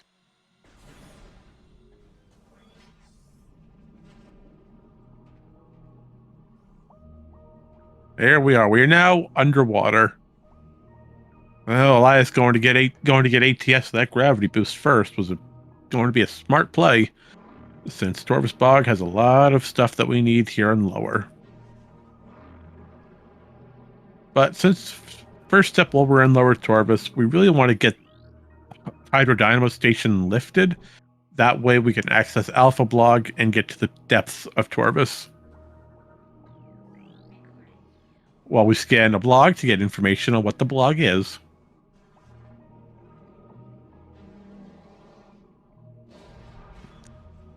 And since both runners now have the energy transfer module off of Torvus Temple access, they are now officially validated. Although validation means absolutely nothing, it's just a gag, but it's nice to be validated. Since the energy transfer module is the most useless item in the entire game, you might think it has, oh wait, we need this item because according to story progression, we need this item to actually get the energy from the energy controllers. No, it's not scripted that way. For whatever reason, the energy transfer module has absolutely no purpose. It serves nothing else other than to progress the in-game story. You can get the energy without the controller, or without the module. But hey, good to be valid. And here's our first red key, confirming our Dark Torvus Key 1. Okay, take note, Dark Torvus Key 1 is on Training Chamber. Well, we also have an Emerald Translator hint down here. To your left, or just go all the way in a circle. There it is. Nope. Stachifer, there's a hint down here. Don't leave Lower Torvus hints alone. Even though it could be a joke hint, you never know. Hints equal knowledge. Knowledge equals power. And knowledge is half the battle. Except we can't use that line due to trademark.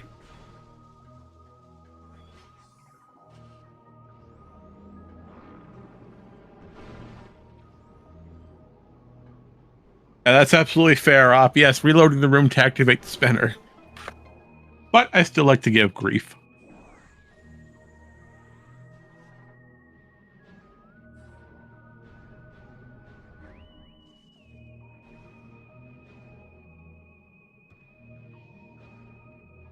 Yeah, I do want to point out, just a few moments ago with Elias on that half pipe, if anyone noticed, you saw the camera be a little bit wonky. That's due to having Cannonball while also having Boost Ball. Because Cannonball is still active, and we're going to get that weird camera style. And yep, there's our Quadraxis hint. Quad has STK3. Well, thank you, game. I never knew. You know, that's great information to have.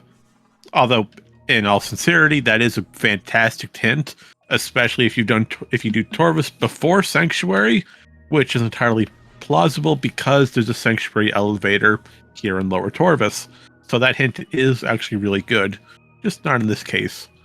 And would you look at that? A couple of rooms away, you have the Chica key hint.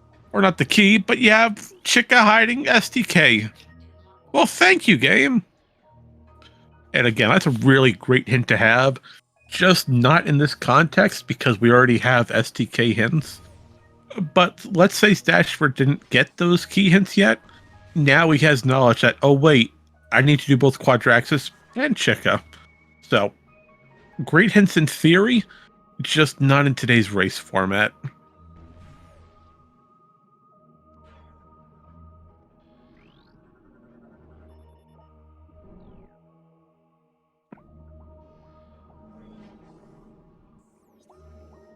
And you're absolutely correct, Lenophis. We have two hints left, Sank Entrance and Gathering Hall. One is a joke hint, and the other one is potentially a joke hint by way of useless information. Oh, and Elias is going to have a fun time with this half pipe because we got that weird camera. But no problem for Elias, he's a professional at this. Oh, and we got one of my personally favorite tricks of all time. We're going for air underwater, and Stachifer gets it third try. Great work. Great work on how fast that was done. So, air underwater. It's a neat little trick. By every time you enter a body of water, you get altered movement state. Yeah, you're sluggish, you're slow, your jumps don't get nearly enough height. And side note, if that's a Chica key hiding here on Torvus Plaza, that's a really terrible location for it. But back to air underwater. Right after we get this key hint. Or not this key hint, but this emerald hint. Well, might be a while. So air underwater. If our intent, we're going to try to morph the exact frame we enter a body of water. Now, if we morph in that one frame window, the game gets tricked into thinking, hey, wait a minute, are we on land or are we in water? Oh, and Stachifer just made a bit of a blunder. We don't have another power bomb to blow open this block. So we need to get an additional power bomb. Unfortunately, Gathering Hall doesn't have a staircase to get you out of the half pipe. It's weird they never thought about it. But, I mean, you're not really supposed to be down here without gravity boost to begin with. There's no staircase to get out of Gathering Hall. Because Stachifer doesn't have another power bomb to drain the water, that's a soft lock. Oh, I hope Stachifer saved relatively late in Torvus. The nearest save station's at the top of Hydrodynamo Station. It's not a time loss. Terribly so. It's maybe a few minutes at that. But that depends on where Stachifer saved. Oh, that's a painful soft lock. Torvus Bog, hour 17. Okay, so it's not a terrible save. Please be lower Torvus save. Is it? Maybe? Game, please load. Game, you either load right now. Oh, thank you. Okay, good. We only lost 5 minutes at most. We're okay. No need to panic. We're okay. Oh, but that was painful. Speaking of painful, over on the left, we have Elias fighting Boost Guardian. Oh, and we're out of power bombs. Again with the power bomb. Oh, that's 2 power bomb troubles at relatively the same time. We have to fight Boost Guardian normally.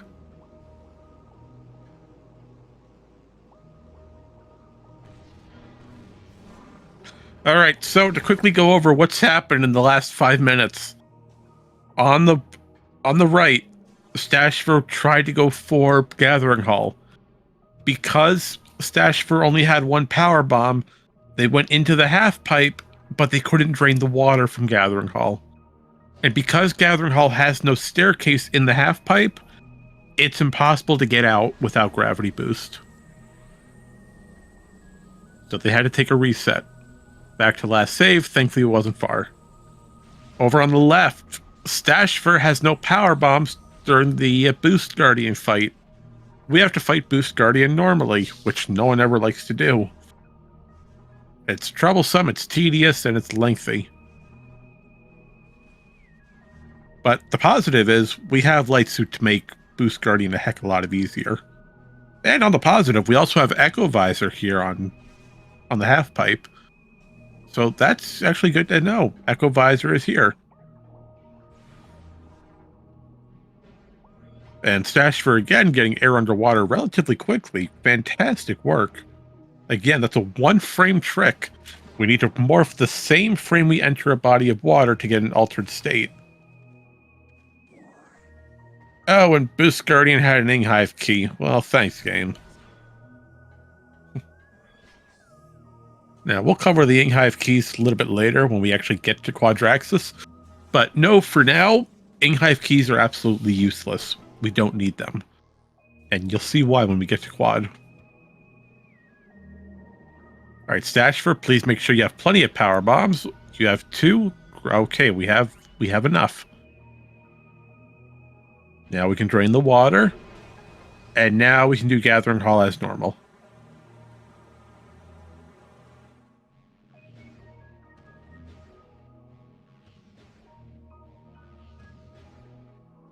So yeah, with air underwater, great trick. It allows you to input a screw attack while in a body of water, and this allows you to get various items early, such as Torvus Lagoon, and crossing training chamber if you don't have gravity boost. Although granted, you could just screw attack all the way over.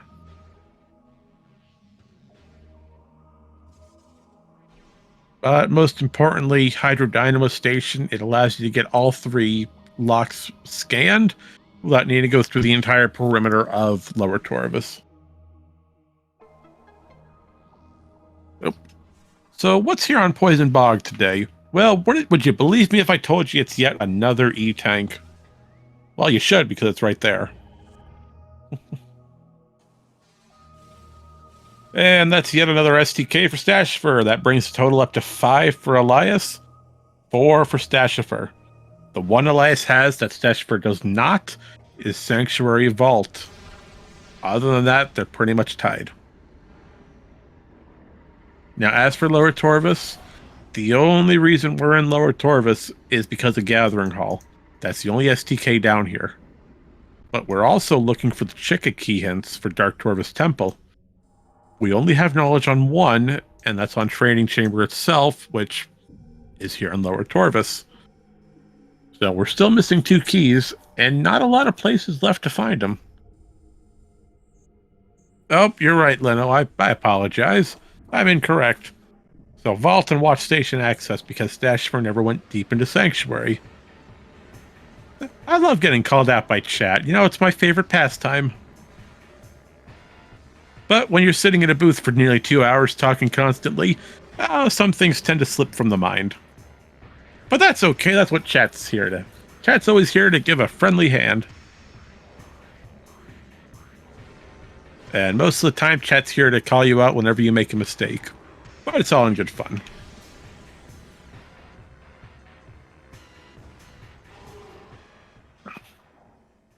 Once again, this is your daily reminder to please stay hydrated. Remember to drink water, remember to drink something, and always stay hydrated. Speaking of staying hydrated, how about we get our Annihilator Beam on Cache B? Well, good news for Elias, they have every single major in this game. They can go anywhere and everywhere, due to Echo being on Dark Torvus Arena's half-pipe item.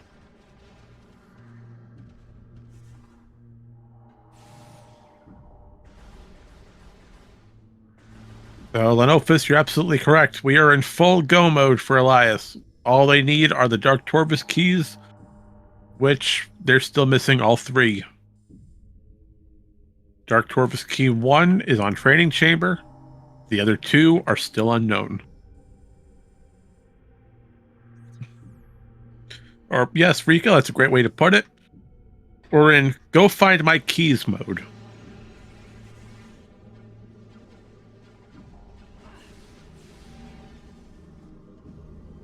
Oh, that's right. We have Torvus Plaza. Thank you. Thank you, business. We did have one on Torvus Plaza. I just forgot to write it down. You're absolutely... Nope. Yep, you're absolutely correct. Plaza had a key.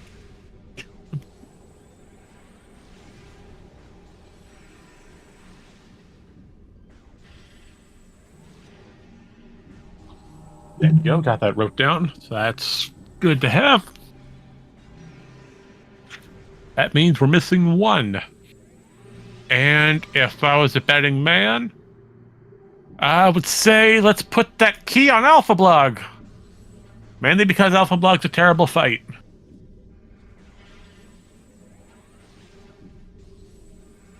Although we have ways to skip Alpha Blog, so it wouldn't be troublesome. But all we can do is, no, Stachifer has Spider Ball, so he could get out. But we do have confirmation that the 3rd key is in Lower Torvus. All of Upper Torvus has been cleared. Although, oh, hold on, I'm going to retract that statement. I don't believe we have information on Portal Chamber. Portal Chamber Light very well could have that key.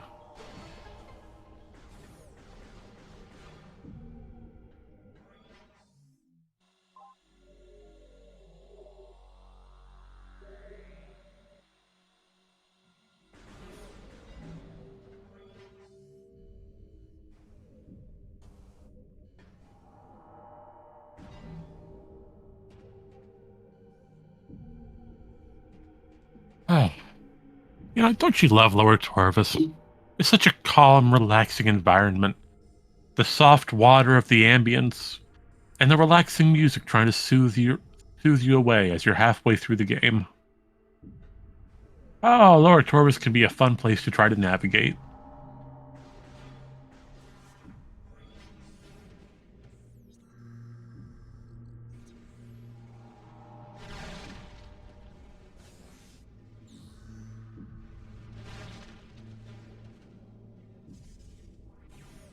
But as our runners continue through Torvus, we're still looking for those keys. And we must wave goodbye to Lenofis as they take leave to help commentate another race. Once again, many thanks to Lenofis for setting up the tracking document and keeping everything up to date. The Google link posted in chat is our tracking document. If you have any questions or concerns, that document is most likely to answer them. So thank you, Leno, for keeping that updated today. We appreciate it. And we also appreciate locating main power bombs after all this time. Main power bombs on Under Temple access. But speaking of power bombs, how about we fight the Power Bomb Guardian? A fantastic fight where you have 4 bomb slots to blow and destroy. Vanilla minus a step. Yep, you're right, Rico. It's semi-vanilla.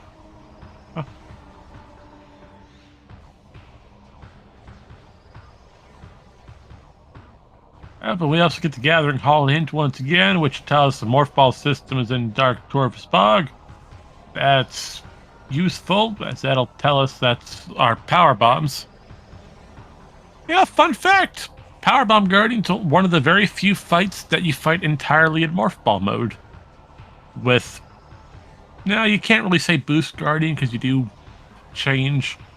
Spider Guardian's another one that you fight entirely in Morph Ball. And if you want a mini-boss, you could go for Caretaker Drone. Although no one likes Caretaker. And Boost Guardian, most of the time you're stuck waiting for Boost Guardian to get out of its little Morph Ball phase.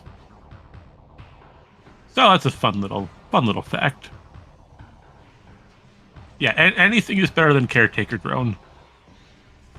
So, through normal playthroughs of Echoes, if you're going through Sanctuary, usually to get to Upper Sanctuary, you need to destroy caretaker drone, at least to unlock a door. That drone is extremely painful. It has no health bar, but it is a tedious little robot to try to fight.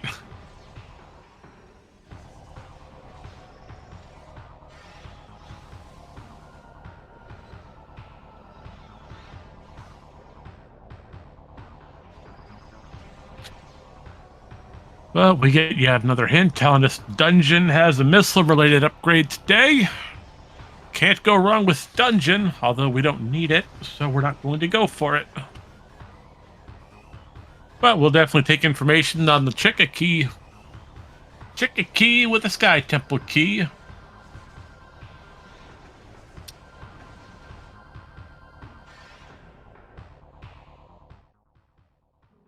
And Stachifer has finally defeated Powerbomb Guardian after getting bullied quite a bit. Was Powerbomb Guardian worth it?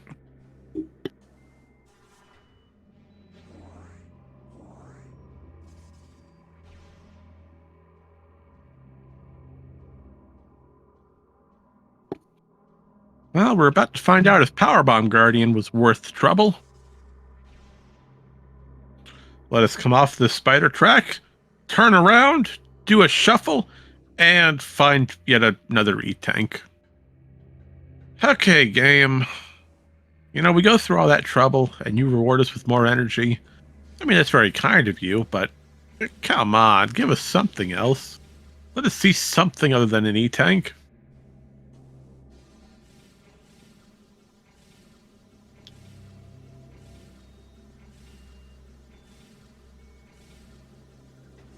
Well, it's definitely something else. We get more light ammo. Yeah, we'll take more light ammo. Light beam is one of the most used beams.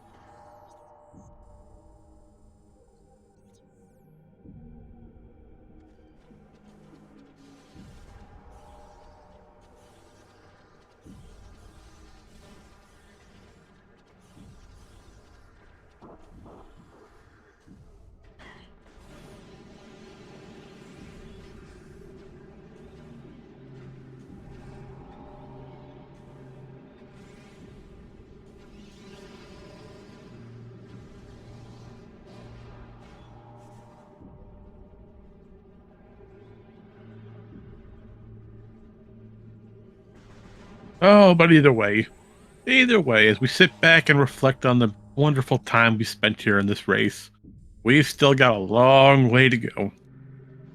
And yep, I called it. I knew it. Alpha Blog was destined to have something on it. Alpha Blog, in turn, had one of the Chicka keys that we needed. In fact, it had the last key. Now, there are a handful of ways you can skip Alpha Blog, but because you get the item before fighting it, you can just ignore this boss altogether. Now, normally you're not allowed to leave this room. Well, there is one way that runners have found to skip this boss.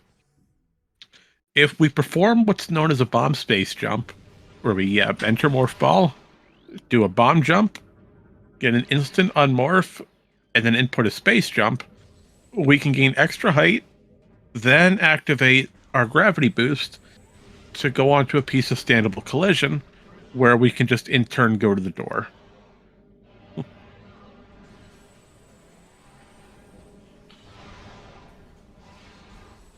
Speaking of bosses, we got a double boss bonanza today with Grapple Guardian over on Stachifer's side.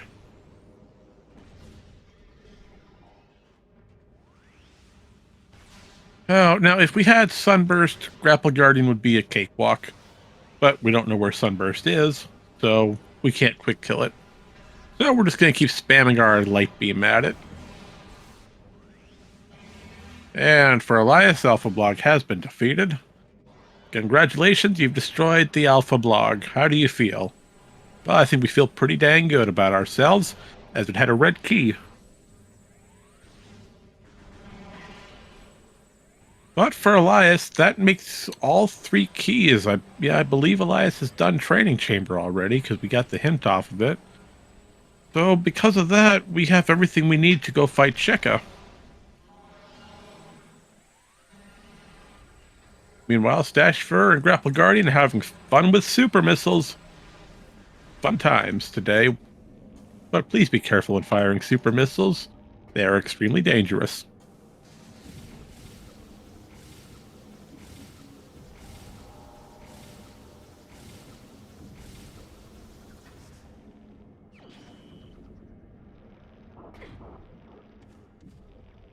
So, I heard you like Powerbomb Guardian. How about you have another Powerbomb Guardian fight, huh? Yeah, that's what y'all came here for today. 2 Powerbomb Guardian fights. Also, remember back when we said earlier that Elias located Cannonball? Well, I mentioned that Cannonball makes you invulnerable to damage while in Morph Ball mode. Well, guess what? This entire fight is fought in Morph Ball mode. We could just waltz through this fight and ignore Powerbomb Guardian as if it was never here.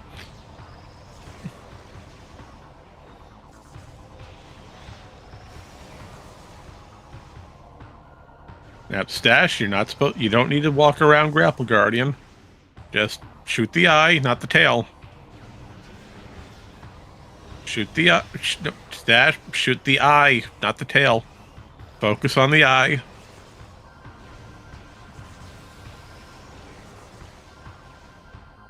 Tail is electrified. You will not cause damage to Grapple Guardian by destroying it.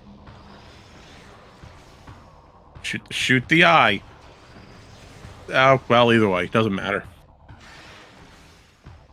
Doesn't matter. Either way, it works.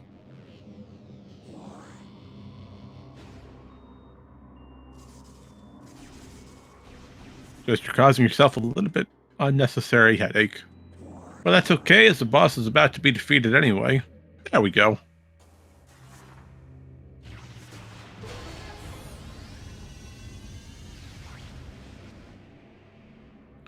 And what do you get for your troubles?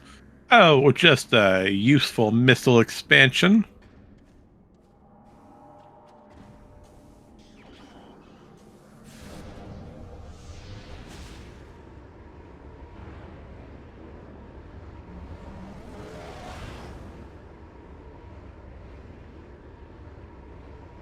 Well, why do people pick this item when it's junk? Well, there's a handful of reasons why. Yeah, well, you don't know what the item's going to be. But even if you see it, Grapple Guardian is a very unique case, where you can leave the room without grabbing the item. Now, that does a few things. Once you get the item, it changes the layout of the room to where you can just grapple across, or in this case, screw attack, since Grapple Beam is still missing. You just grapple across the room and leave, and it gets us easier access into Under Transit 1 and Dungeon. But if we leave the room alone, if we don't get the item, you still have to use the Power Bomb to access Sacrificial Chamber Lower to get Under Transit 1 and Dungeon. So it's not terrible. You do have to waste a Power Bomb, though. But the biggest reason is the downside. Once Grapple Guardian's item has been obtained, you now have the opportunity to come across Grapple Pirates. And Grapple Pirates are pretty much very evil, dark pirates. They are pirates you don't ever want to fight. So you have a little bit of a risk and reward when it comes to Sacrificial Chamber. Do you take the risk to make it easier on yourself?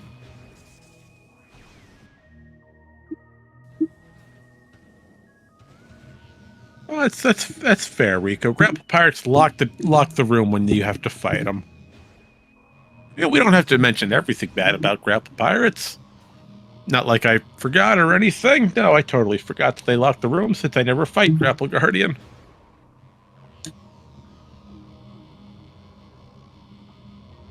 But no, Grapple Pirates are some of the absolute worst.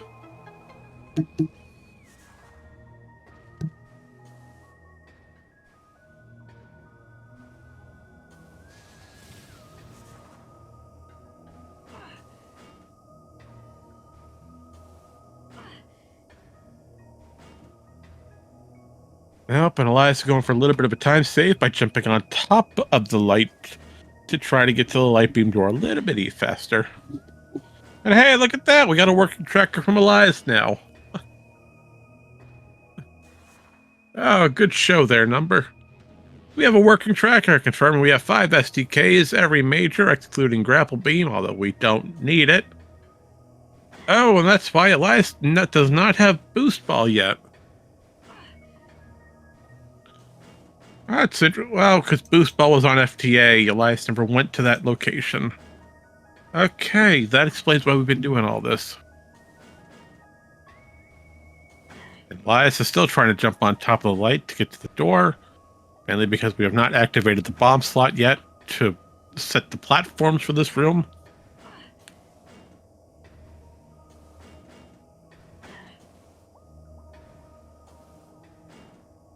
Oh, but he was on top of it and he just slid right off. And we don't want to use the orb cannon because we'll lose cannonball. And boost ball in turn.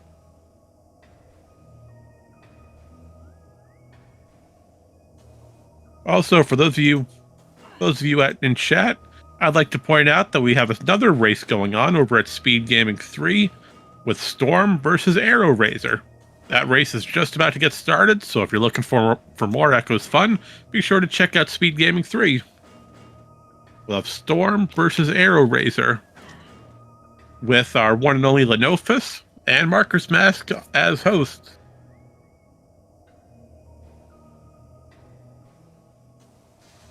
Now back to your regularly scheduled programming.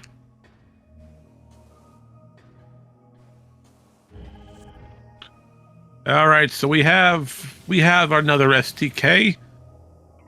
Gathering Hall has been completed. We are still missing 3, while Stachifer is still missing 5.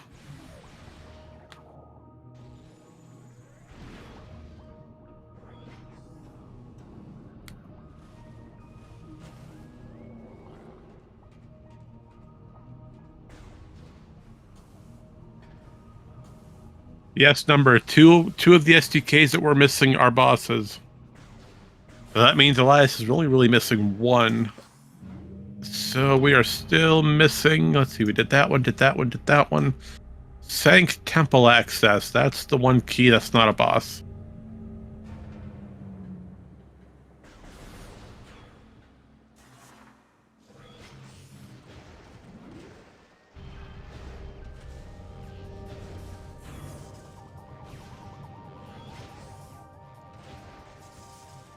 Absolutely, number. There's not much else that we have left in Torvus to do. We've done basically everything. So now it's time for us to go fight Chika, get it out of the way, then go to Sanctuary to get Sank Temple access, then do Quadraxis, and time for us to go beat the game.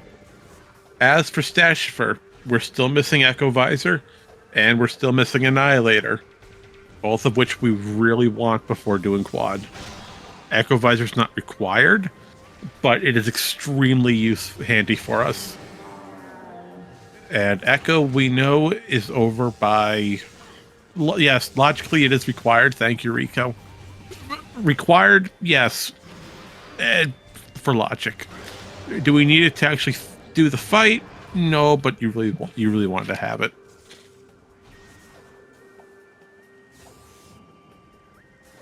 Now we know Echo is on the half pipe to boost Guardian at Dark Taurus Arena, and your Annihilator is on Cache B right behind Chika. Oh, but we're going to have a bit of a problem, though. Stachifer doesn't have any Dark Torvus keys. You can see that we have 2 Aegon keys, 4 STKs, and 0 Chica keys. So Stachifer's gonna have a bit of a trouble trying to get it. Although I could have sworn that Stachifer did Training Chamber to get at least one of them. Unless that tracker's not working properly. I could have sworn he did Training Chamber.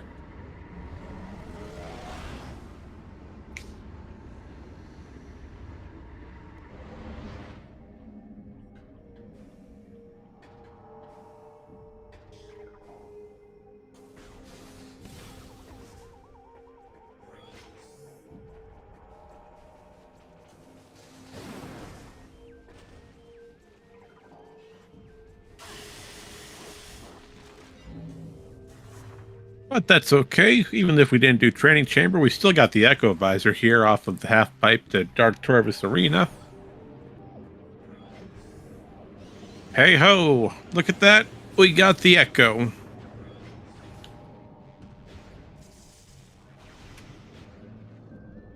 And now it's time for everybody's favorite boss fight, the Boost Guardian. But to Stachifer's credit, they actually have a Power Bomb expansion, and managed to defeat Boost Guardian with 1 try. Now that's how all Boost Guardian fights should go. Instant annihilation. Oh, but it's time for some of the best boss music out there. The Chica Larva. Now, when it comes to Chica, there's not much we can do to really speed this fight up. We're going to use Light Beam when it's in the water, using Light Beam's Scatter Shot feature to hit multiple times. Then once Chica comes out of the water, we'll be using an Spam Fire Annihilator or Dark Beam, and we're just going to try to get out as much damage as possible. Oop, we're going for a Super Missile instead. That also works. Super Missiles do a good amount of damage, but oh, we just missed. Now, preferably, we'd like to stand to the side of Chica. That way it can't see us and grab us, but it stays on the platform for a lot longer. And here's an example of Grapple Pirates over on Stachifer's side. You saw that the blast door had a gray hinge to it. That means it's locked. We have to defeat the pirates in the room before we can get it to open. And Grapple Pirates are some of the worst to fight.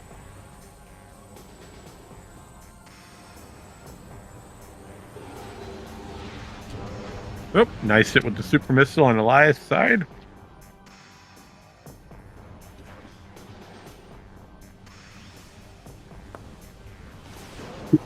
Alrighty.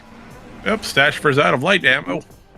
And is out of dark ammo. They're down to 3 dark pellets. Nope, they just got a little bit more.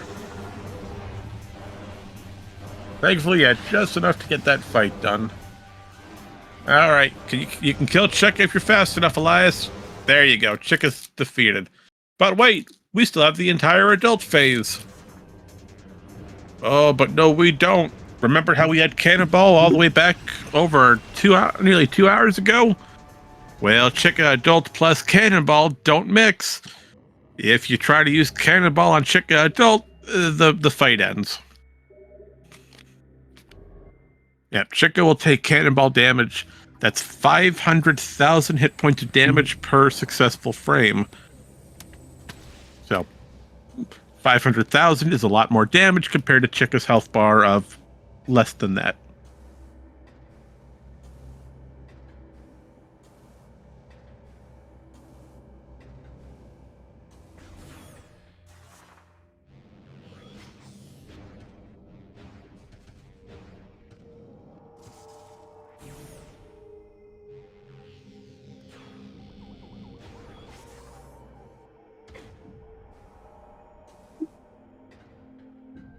Although I can imagine if you want to try to make this game a lot harder for yourself, remove the Cannonball feature and just find a mod to increase Chica's health to a lot more. Yeah, have fun spending a lot of time doing Chica. So that's the last thing we need is a hard mode.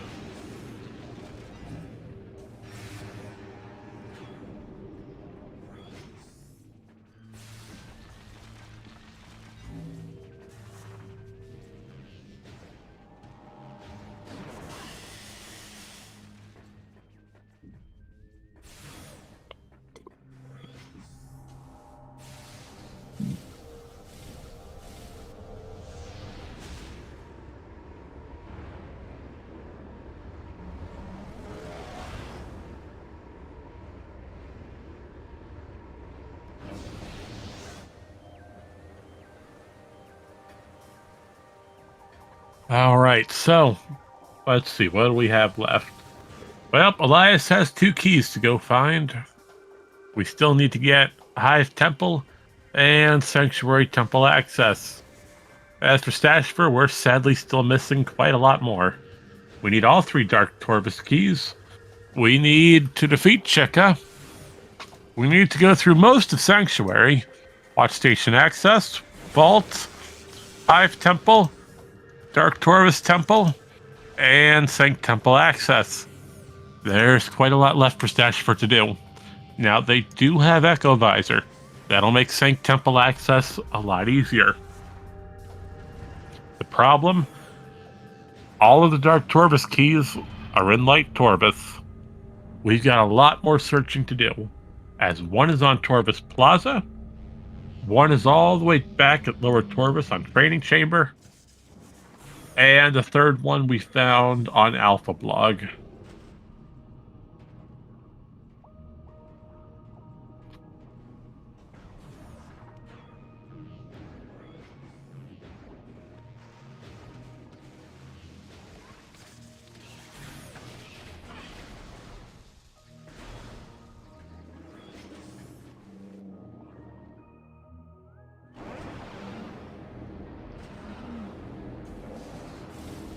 Oh, but other than that, it's been a good race. You know, we can't complain about how it's gone.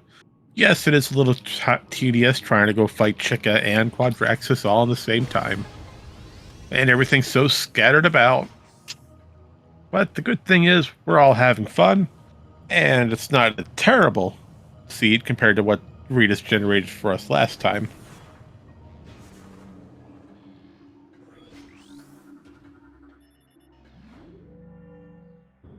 Yep, Stachifer's looking for that Chica key hint. Remember, there we go. Had it all on Torvus Energy. That all the keys were here in Light Torvus.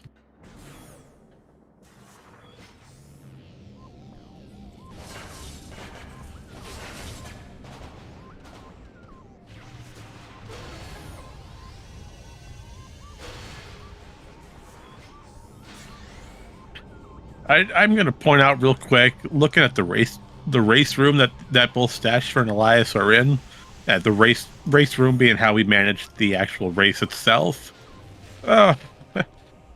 This is annoying from Stachifer. Yeah, I can understand your frustration, Stash.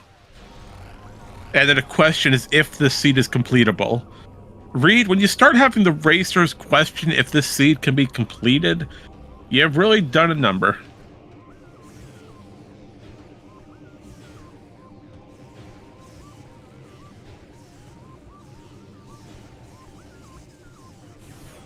Alright, but thankfully Stachifer's close to the first key here on Torvus Plaza. And, sadly we got grapple pirates to deal with. Meanwhile, Elias is going through Sanctuary. 2 keys left to get. One here in Light Sanctuary, and the other over in the Ying Hive. And Stachifer's got to be careful. Only 1 charged shot of Dark Beam left. Thankfully, he lands it just fine. And now we can do Torvus Plaza.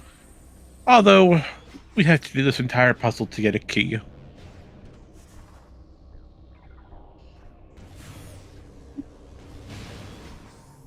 And yes, Rico, that question will be brought up during post-interview.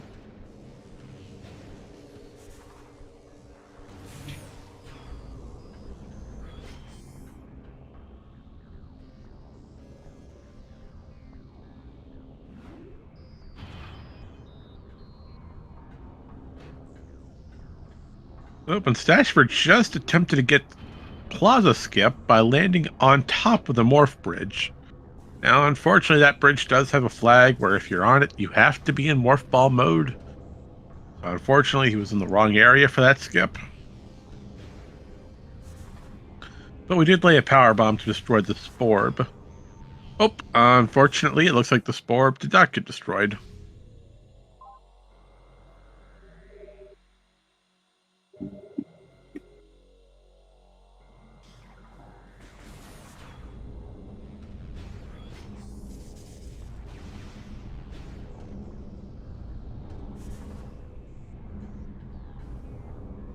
Well, but Elias is moving swiftly through main gyro chamber. Yeah, thankfully we don't need the gyro chamber item itself. We just need to get to the opposite side so we can get to level 2, and in turn get to Sanctuary Temple access, which is one room over.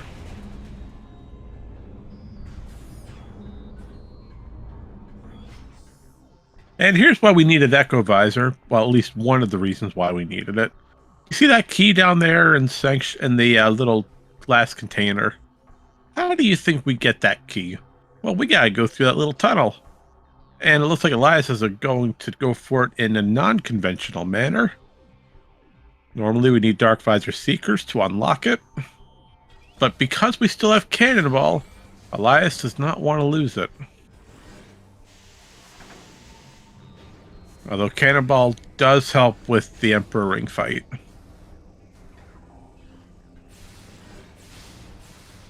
And yes, you saw correctly, those little quad legs did just completely get deleted. They went invisible. So now Elias is going to reload the room.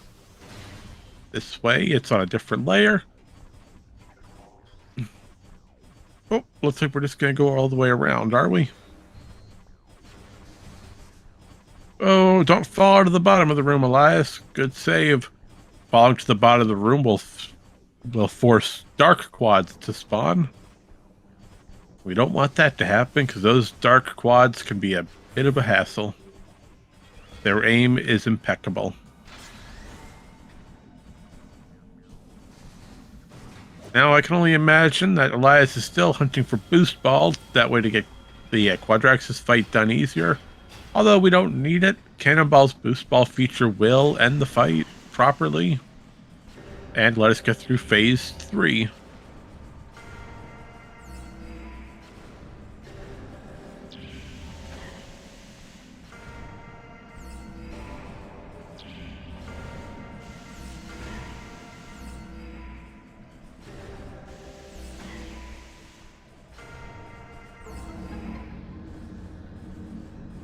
But unfortunately for Elias, it is a good thought, though, going for the Inghive keys instead. That way you can just open the gate. Although you don't need it, you do have Annihilator Beam to open the secondary gate and just walk around the fight. And not the fight itself, but you get to walk around the main gate, taking a backup hallway. As developers never thought you would have Annihilator Beam before fighting Quadraxis, so they let the Annihilator tunnel that you used to exit the fight just completely unlocked. And you're going to see that here, that, well, because this door's open, we're just going to waltz right in. We don't have to worry about Inghive keys. But fun fact, Inghive keys can be completely skipped. You can use method 1, going through the Annihilator door, or method 2, use a bomb space jump into a screw attack over the Inghive door. That door's low enough where if you have high enough height from a bomb space jump, you'll just go right over. And speaking of going right over, say hello to the Quadraxis fight. The big old mechanized robot that towers over us entirely.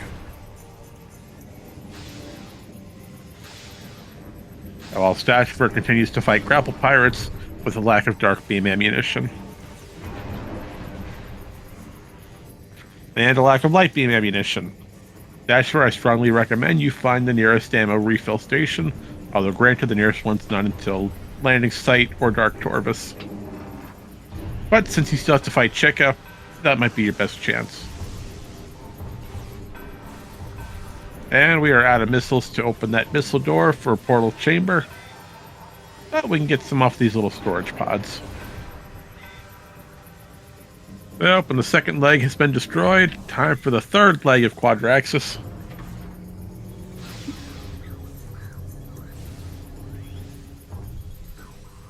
Yeah, we're really trying to stay close to Quad. We really want to stay by the feet. That way Quad never enters its spinning cyclone attack. We want that stomp compared to the cyclone. Thankfully, we're on to phase number 2, and here's why we wanted Echo Visor. Although we don't have any light ammo, but we do have super missiles.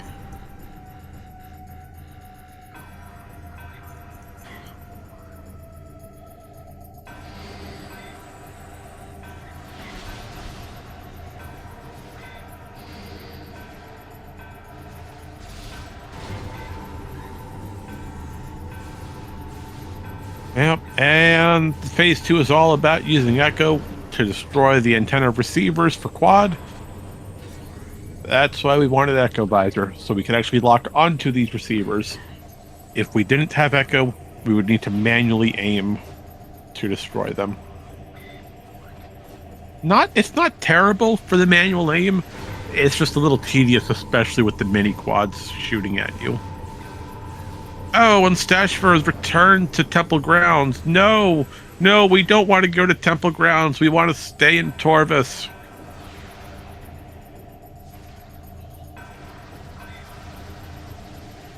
Unless Stachifer's going for the nearest ammo recharge station, which is possible. Or they might be considering going to Sanctuary.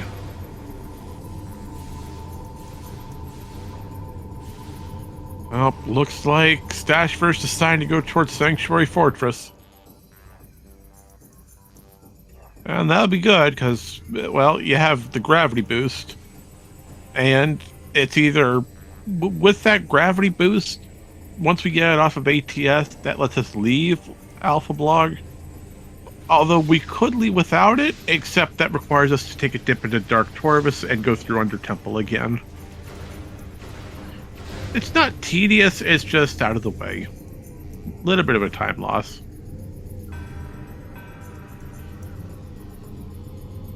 Alright, phase 3 of Quadraxis. Stun the head, boost onto the head module, and use the 2 bomb slots to destroy it. We're down to the final phase, all while holding on to Cannonball, which is amazing.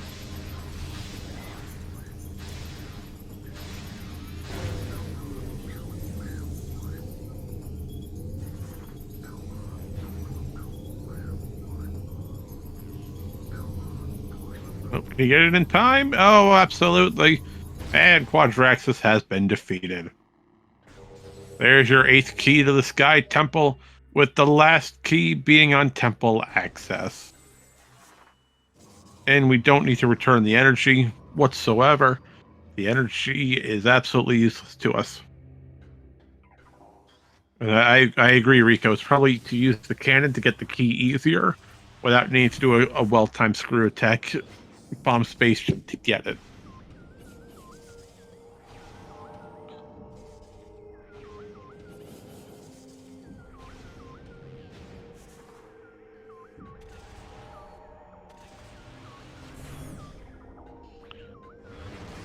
Oh, meanwhile, Stachifer's entered Sky Temple grounds and is going through that area to realize some majors possibly could be looking for gravity boost, could be hunting for more Chicka keys, although Chicka key information was already got. It could be search for gravity boost to make lower Torvis easier. Although I could have sworn Stachifer got the information for gravity boost off of Mining Station B. Although I'm not sure if he scanned that amber hint.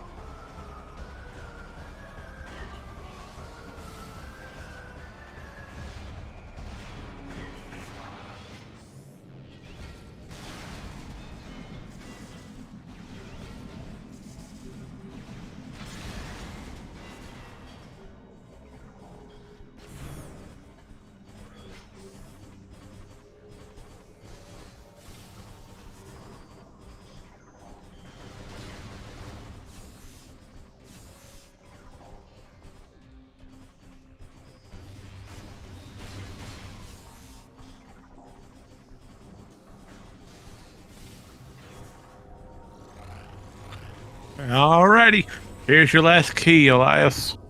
That's all you need to go beat your game. Problem is, how do you get it? as you need to use an orb cannon and lose cannonball. But don't worry, there's a few methods we can use to bypass it. If we get just enough hit with the screw attack, we can go over the wall. But these resbits need to be taken care of first, as they're just going to get in our way. Nobody likes resbits.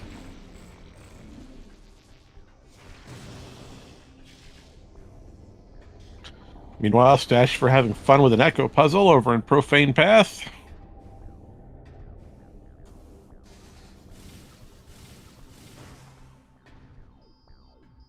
And you're absolutely right, Rico. We don't have boost ball. We need cannonball to get this key. And there is only one method that we can use to get it. We need to use a slope jump into a well-timed screw attack to go over the back gate. Then once we're on the opposite side, we can do a bomb space jump to screw attack into the opening. As unfortunately, boost ball's all the way on FTA, and would be a bit tedious to try to find. Although granted, we're near Sank entrance, so it wouldn't be a problem, except we never opened Sank entrance.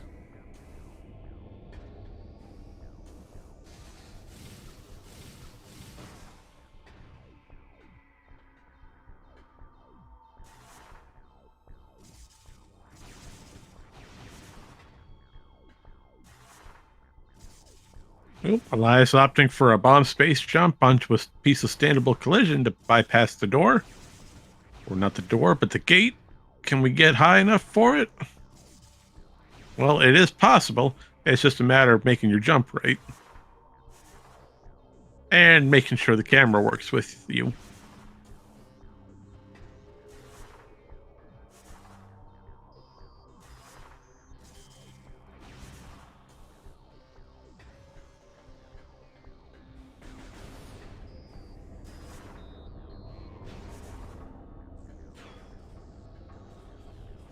Nope, looks like Elias is assigned to take the long routes. And we'll be doing this to go into watch station access, possibly? Or hoping that the Cobalt hint on O'Lear has information on Boost Ball. Well, first off, that's a missile expansion. And secondly, that hint tells you that the the Cobalt translator. Okay.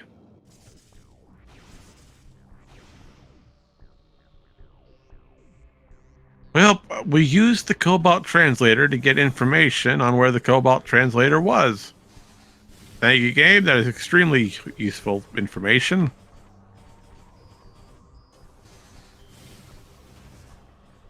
Oh, and looks like Elias is opening Warrior's Walk. Not Warrior's Walk, Worker's Path.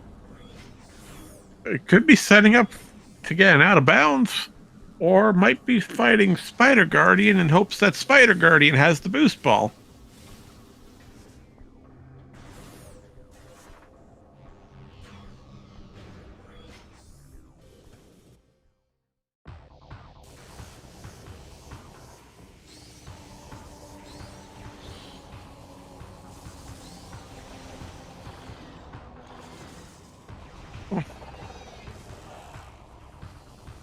Yeah, that's fair. I'm making a good point, chat. We need boost ball logically to even do this fight.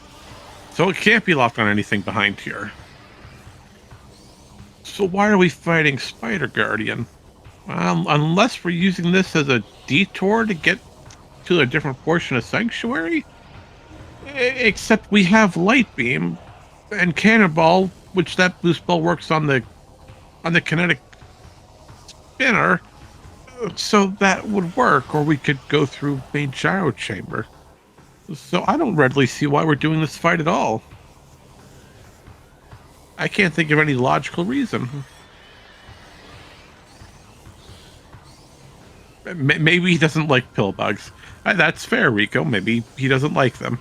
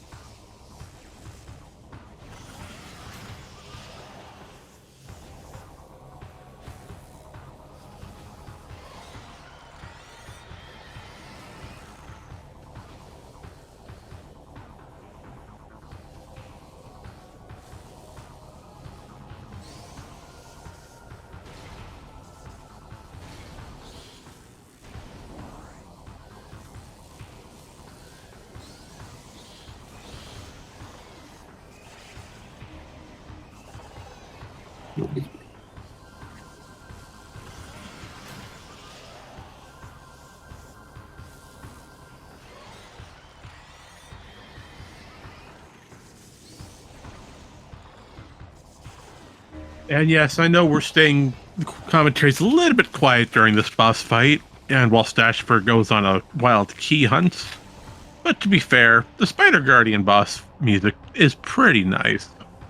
It's a good little battle music, especially while you're rolling around stuck in Morph Ball, trying to defeat this boss with only your bombs and your boost ball.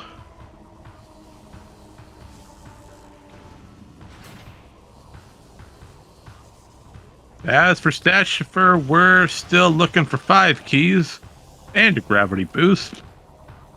All the Dark Torvus keys are in Light Torvus, so they can't be here in Aegon. I'm not sure what Stachifer's looking for, unless he's hoping to find gravity boost hiding around here. It could be that Stachifer just missed the information from Mining Station B. Yeah, anything's possible.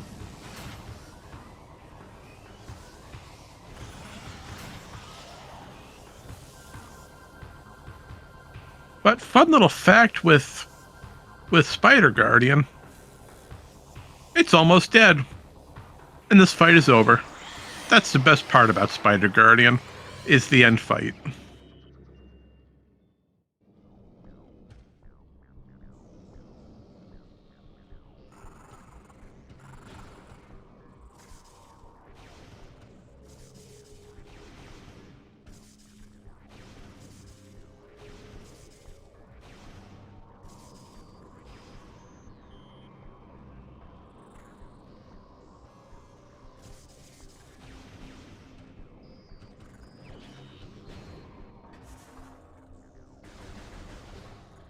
And Stachifer is not happy in the race time room.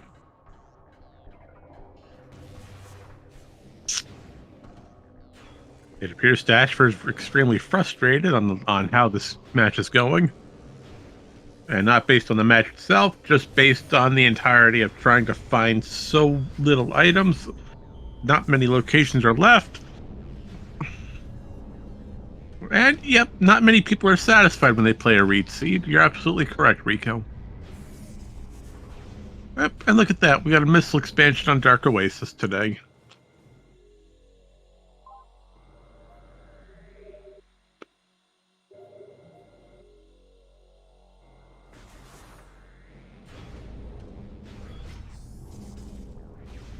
Well, looks like Stachifer is going towards Incash 2, Sonic Boom Room.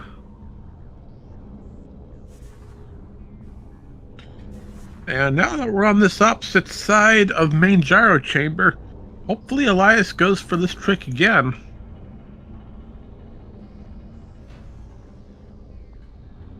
Alright, now that we're on the other side of the barrier, this trick is a lot easier to do. Uh-oh. Oh, Elias is intent. Please don't use the orb. You need the boost ball. Oh, Elias, you're not going to be able to get out if you get the key this way.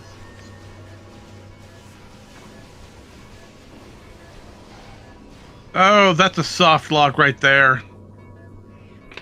Oh, Elias, no. You used an orb cannon. You lost Cannonball because of the orb cannon.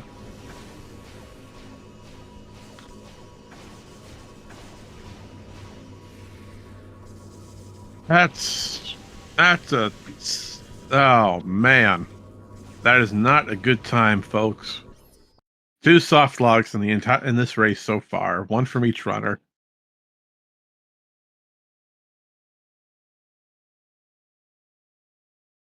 And Rico brings up a good point. Because we use the save station and the game actually physically quit, Cannonball is gone. We don't have access to it anymore. Meaning we have to search for Boost Ball, which is on FTA, and hope that either A, Elias goes to FTA to get that Boost Ball, or B, Stachifer manages to find all the remaining 5 keys. We're in for a bit of a journey today. Hope you got something to eat and have your bottle of water nearby for hydration. Although if I was in Elias' situation, I would definitely take the save warp and I would clear out every region by region, starting with Temple Grounds and then going to Aegon. Do every possible check that you still have access to.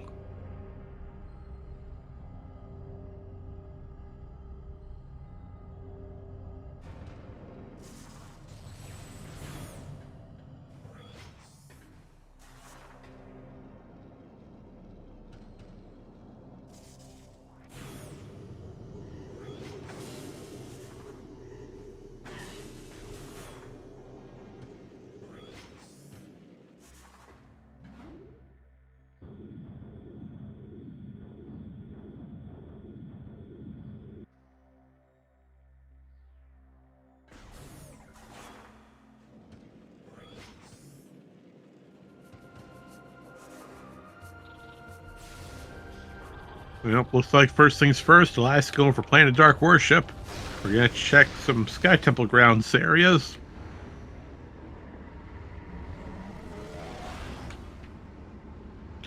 Remember from earlier? And each runner has something the other desperately needs. You're correct, Rico. Elias needs the boost ball that Stachifer has, and Stachifer needs the gravity boost and Chica keys that Elias has.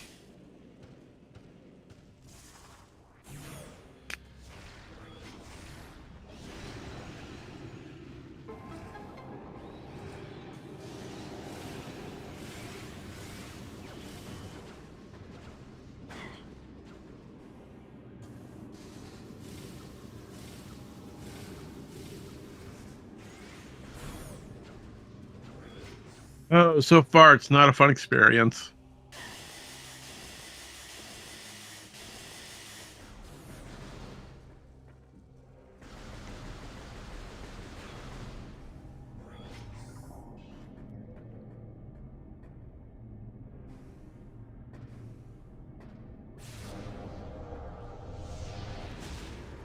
Unfortunately, this is what is FTA? A Fortress Transport Access.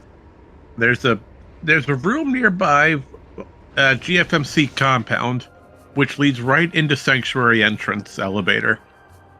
Now, before Sanctuary entrance elevator, you have Fortress Transport Access, and that room has an item check on it, locked by light suit. You use your light suit on that beam of light. It teleports you to the top of the room, and you get the item from it. Thankfully, Elias is doing Temple Grounds first, and is hopefully going to stumble into FTA.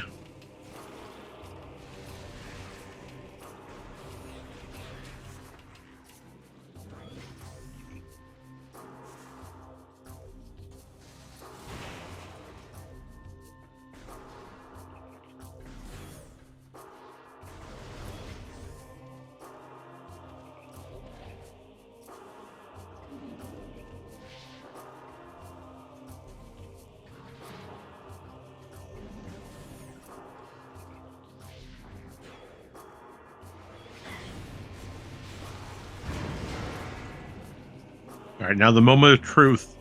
Does Elias go for it? Yes. Okay. We're finally moving. This train is continuing. There's the boost ball that you've been missing for 2 hours.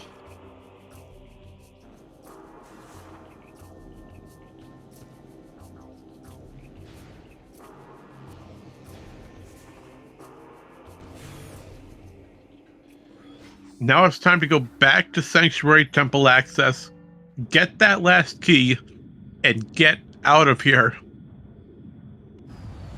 Time to go to the gateway, defeat the final bosses, and claim your victory.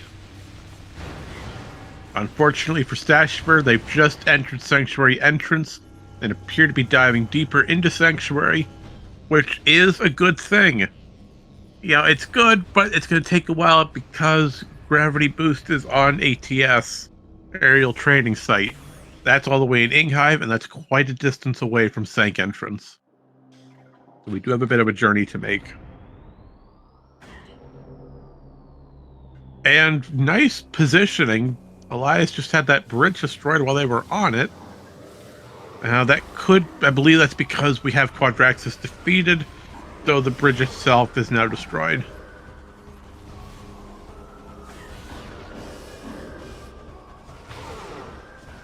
Which in itself is funny because there's a pirate that spawns on the bridge, and when that pirate spawns, it just immediately dies. It just falls to its death. Nope, okay, I'm wrong about that bridge. It's when Spider Guardian's defeated. That makes sense because that leads into you getting Echo Visor, right? Nope, you're absolutely right. My bad. I was off by a boss.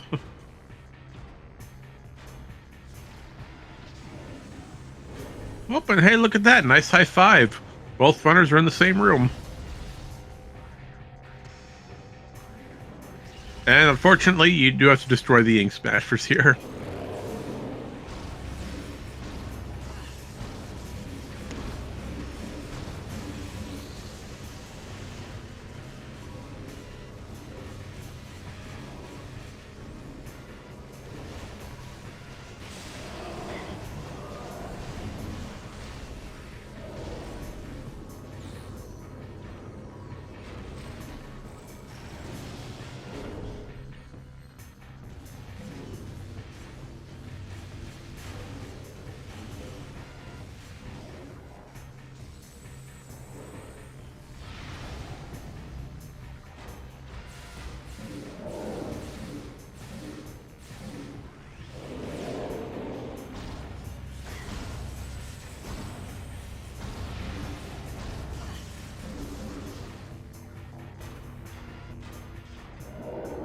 Oh, you don't get to see many Ink Smasher fights here in Echoes.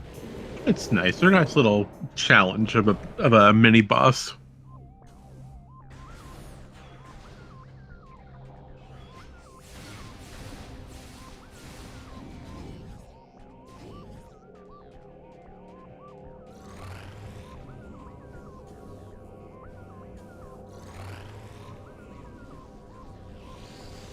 Alright, so Elias has finally continued forward. They're just a few rooms away from entering Sanctuary Temple access to get that last STK. While Stachifer is having fun with an Ink Smasher, both of them appear to be playing who can survive the longest.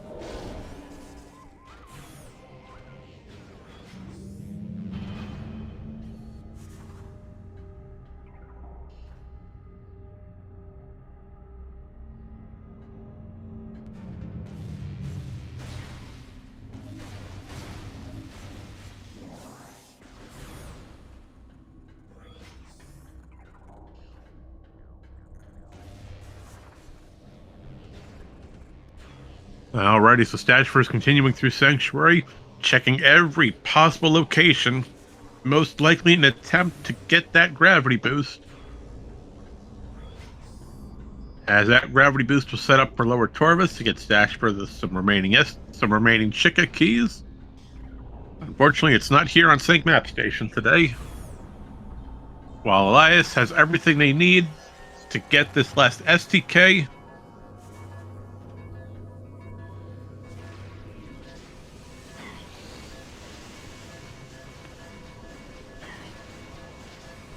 If the Resbits don't get in the way first.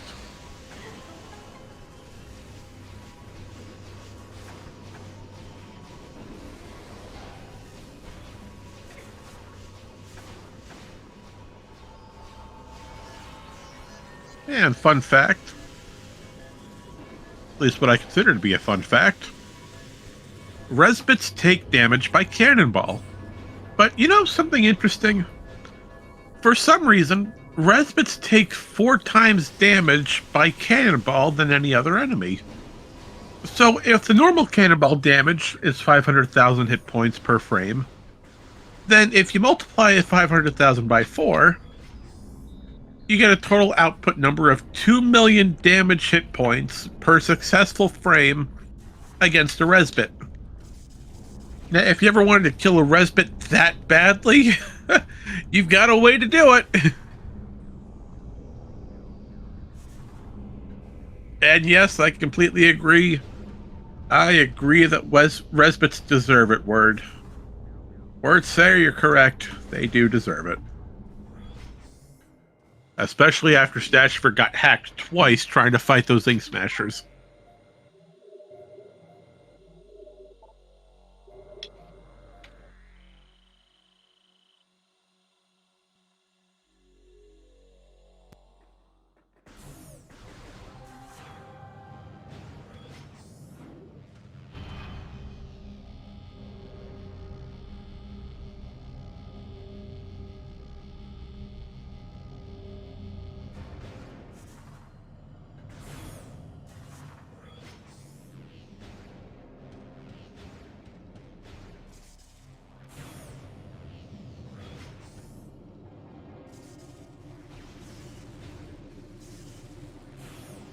Oh, but it looks like Stachifer's going to Lower Torvus now. Great. That's a great idea. Lower Torvus has all of your progression, and we get to see a double elevator cutscene here. Nice little time to take a pause. But Elias has all 9 keys. It's time to go fight the Emperor Ring. And looks like I was wrong. Stachifer did not do Training Chamber yet. Oh, but they're not going for Training Chamber skip. Alright, they're going to take a different route into Torvus.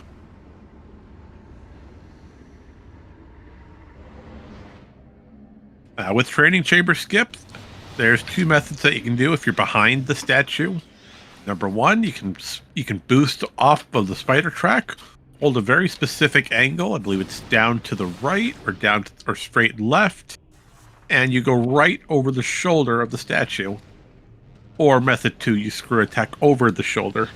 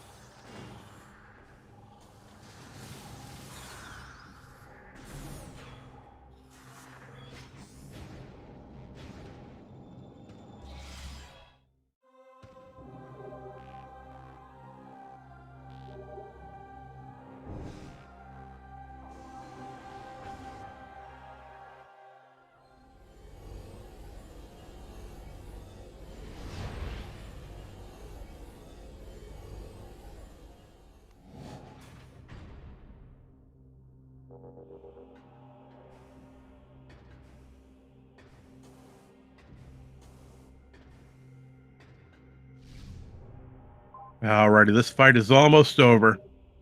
It is almost over. Nearly 3 hours in. And we have everything we need to go defeat the final bosses. Everything was so scattered today. Although, fair point, we still have yet to see where Grapple Beam is after all this time. I mean, not like we needed Grapple Beam. We started with Screw Attack. And it still would be nice to know where it was. So, Emperor Ring. We have 3 phases. Fight number 1. We'll use Light Beam on the extended tendrils to expose the core, and then fire 4 super missiles into the core. If we're fast enough, we can get a handy 1 cycle. Doing good so far. Got 2 down. 3 are in. 1 more to go. We're not going for super missiles? Okay, nope. Not fast enough for the 1 cycle, but extremely close.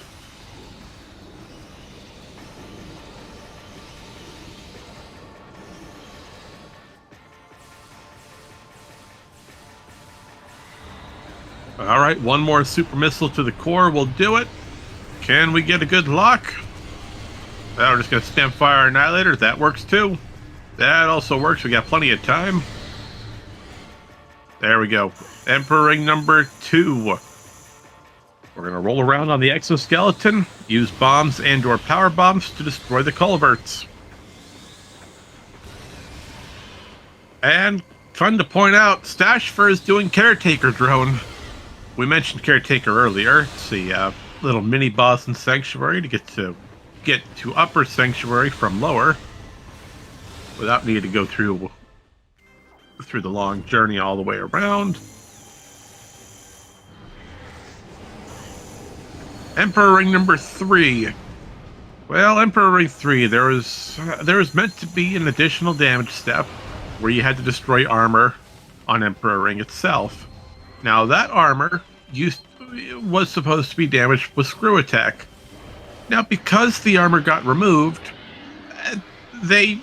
developers somehow left the hitbox in. We don't know if it was intentional or accidental. Most likely accidental. But because that hitbox is still in the game, and it can still be damaged by screw attack, we can use our screw attack on that hitbox region and cause massive damage to Emperor ring. Extremely handy for us. We don't have to go through the long and tedious boss fight. We can just use a screw attack and we're good. Oh, but we're not done yet. We have one more boss to go. The true final boss of all echoes, Dark Samus herself. Now for Dark Samus, we're going to attempt to go for a phase skip. We're going to try to skip the last phase. Now what we're doing here, Dark Samus 3, we're going to input a very specific amount of damage, and then attempt to stun lock her. The damage is roughly around 30 annihilator shots. No, not 30, around 15 or so. We're going to try to prevent Dark Samus from entering the center of the room. Okay, we didn't get it this time. Almost an immediate center. But what we attempted was, while Dark Samus attempts to enter the center, 25 and 11. Thank you, Rico. Yeah, we were close, between 15 and 30. Although it's very specific how you have 25 Annihilator and 1 Lemon. I guess even Dark Samus can't handle the all-match taste of lemonade.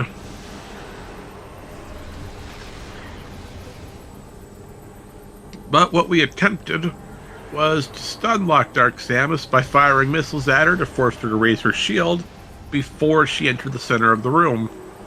If we do it right, we can rinse and repeat missile, force her to raise her shield, input damage, then repeat.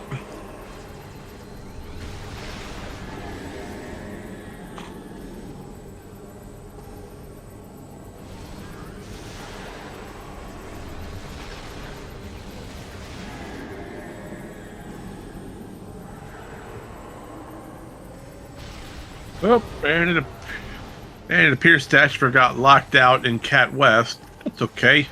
Echo Visor will release the lock, and we can go back up as normal.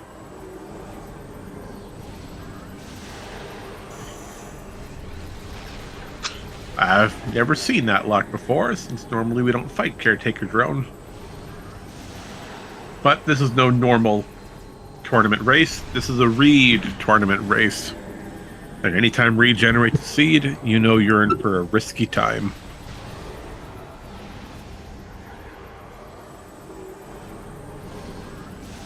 Oh, but Dark Samus is almost defeated. This fight is almost over. 2 more shots. Nope, just 1. We had just enough health to do it. That's time.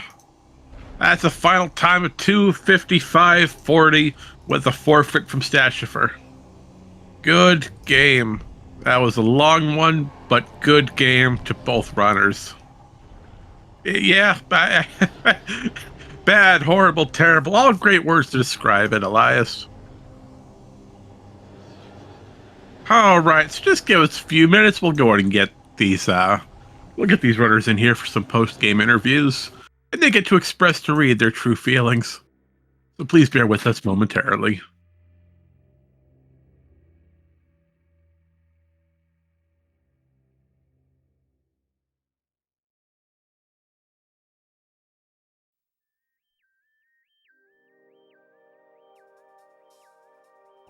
Oh, that was a terrible race, though. It was It was insane. Well, hello, Stachifer. Welcome. Hello. Oh, we're just waiting on Elias to join us today. Oh, All invalid right. invite. So I'm going to go ahead and try to get Elias in here with a manual invite. So until then, would you care to explain how you feel today about today's race? I hate that. That's a great way to describe it.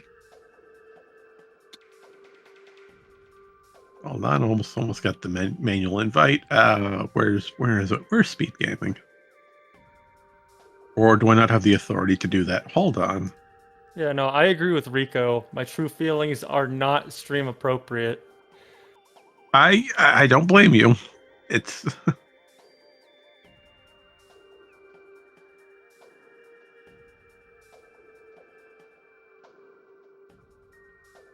oh no, I don't have the access to invite.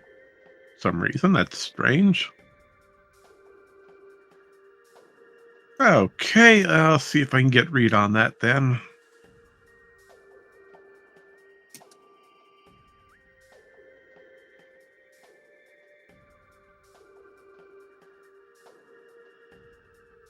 Oh, I was wondering if it was unbeatable because I was thinking about the Dark Torvus hints, and I thought it said all of them were in Dark Torvus. So I Oh was thinking, hey, wait, I can't get one of the items unless I already have that item. no, unfortunately you were close though. They were all in light Torvus. Yeah, Oh, I so you I even you went and checked a lot of my hints just to see if I was recalling correctly.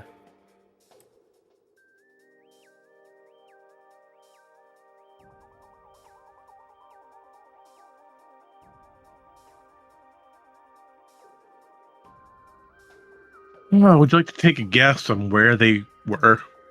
I mean, you found one of them on Torvus Plaza. I was thinking that they were down um by Gravity Boost boss, down by that guy. Alpha Blog. Yeah, so I was thinking I needed to go around and look for a Gravity Boost. Well, yes and no. You were correct. One was on Alpha Blog. The second one was on Training Chamber. Okay. So Lower Torvus had all your answers. But with that, we also welcome Elias to the booth. Evening. Welcome aboard. That that was painful. It was painful. Now, if I'll ask this to you both, since it's fresh on the mind, if you had to say anything to Reed, knowing he's probably going to watch this back, what would you say to Reed right now? Just realized I was muted that whole time I introduced myself. Um, why is what I would say to Reed.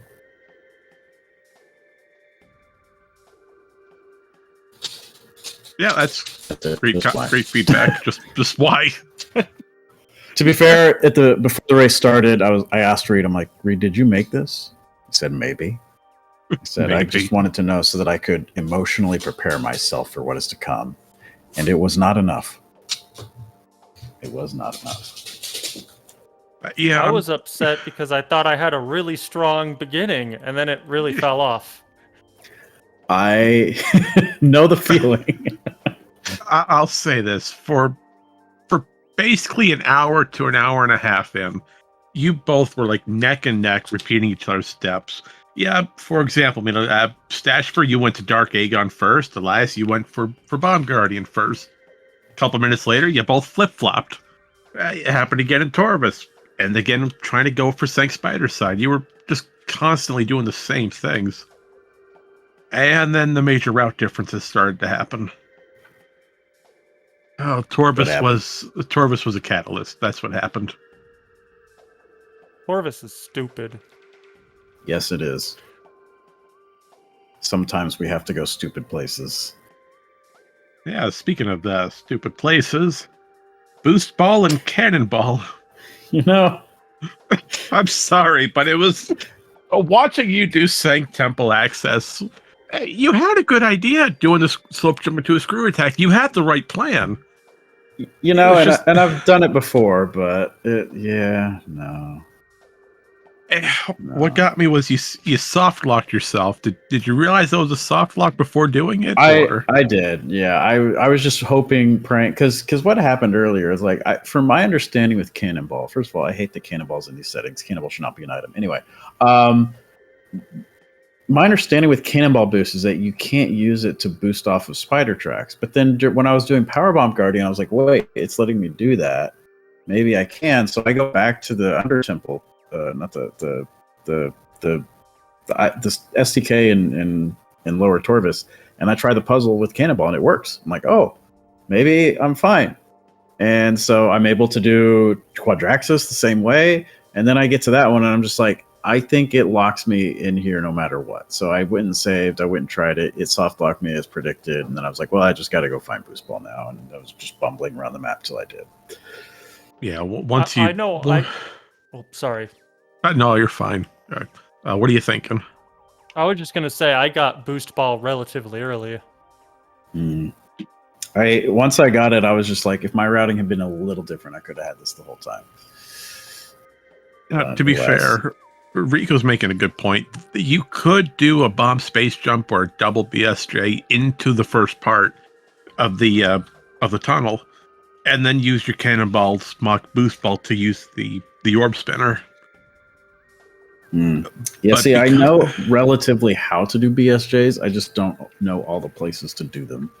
So I didn't know that. Yeah, but because you went into that kinetic orb cannon, that just completely wiped away your cannonball entirely. Yeah, I knew it would. I was just, for some reason, I had like a wild hope that maybe the game is breaking the rules today. So maybe it'll break this rule for me. Well, with a Reed Siege, you never know what's going to happen. Exactly. Speaking of soft locks, Stachifer, you got us all worried when you tried to go for Gathering Hall in Lower Torvis. So, Oh, yeah. you ran out of power bombs trying to drain the water. Yeah, I realized what I did, and then I just quickly reloaded because I knew I had a save right at the top. Thankfully, you did, and both of you remembered safety saves are important. Today was a great example of it. I was pretty. Yeah, I safety saved when I really thought I was going to need to, especially like Cannonball. You never know with that thing. So. Oh yeah. Well, let's see what happened early. What do we got here on the notepad? Well, early it wasn't terrible. I mean, screw attack on Albert. You had your bombs on Temple Assembly Site. Light suit on Transport A. Dark suit on Mining Station Access. Emerald was almost immediately close to Sacred Path. Light beam was over in Warriors Walk. Supers on DMT. Early game was loaded. Yep. It was good until it wasn't. Man, I'm genuinely curious. As soon as I got those hints, I was like, oh, this just went from okay to bad, horrible, terrible. Yeah, your STKs were not good. Well, most of them were okay. Event Area A, Watt Station Access, Sync Vault's out of the way, but it's not terrible. And then you start getting to Hive Temple and Dark Torvis Temple. Yep. It was so bad that I honestly was getting so annoyed that I just messaged him and I said, please tell me you're close to done. And I was like, well, that depends, because I hadn't gone to the Cannonball item yet, so I didn't quite remember like the puzzle. I didn't have it memorized. I was like, I might need Boost Ball for that, but maybe I don't. So I was like, I didn't have the time to ever respond, but I was just like, I might be close. And then I was. Well, to be fair, it was fun, in quotations. I'm glad it was fun to watch. Oh, we all had fun watching it. So correct me if I'm wrong, but Alpha Blog does require gravity boost to get out, right? Yes and no. Yes, in the fact that if you want to go higher, to go through Light Torvis. But once the boss is defeated, Rico, correct me if I'm wrong, please, but you should be able to use that spider track to go back into Under Temple. Oh, so I should have been able to do that and not. Uh, Okay. Yeah, I think Rico's given the confirmation. It's once Alpha Lux defeated, both doors unlock, and that access is upper for Hydrodynamo Station itself to go back up with gravity, or you could go through Under Temple again, which Lower Dark Torus doesn't need gravity, period. But Rico's making a good point. Fighting it without grav, you're just asking for a hard time. So where was Grav? Because at the end, I was just looking for Grav to go head under. That was a question I was going to ask you, to be honest. I'll say this: the hint for gravity was on Mining Station B. You never went to that portion of Aegon, did you?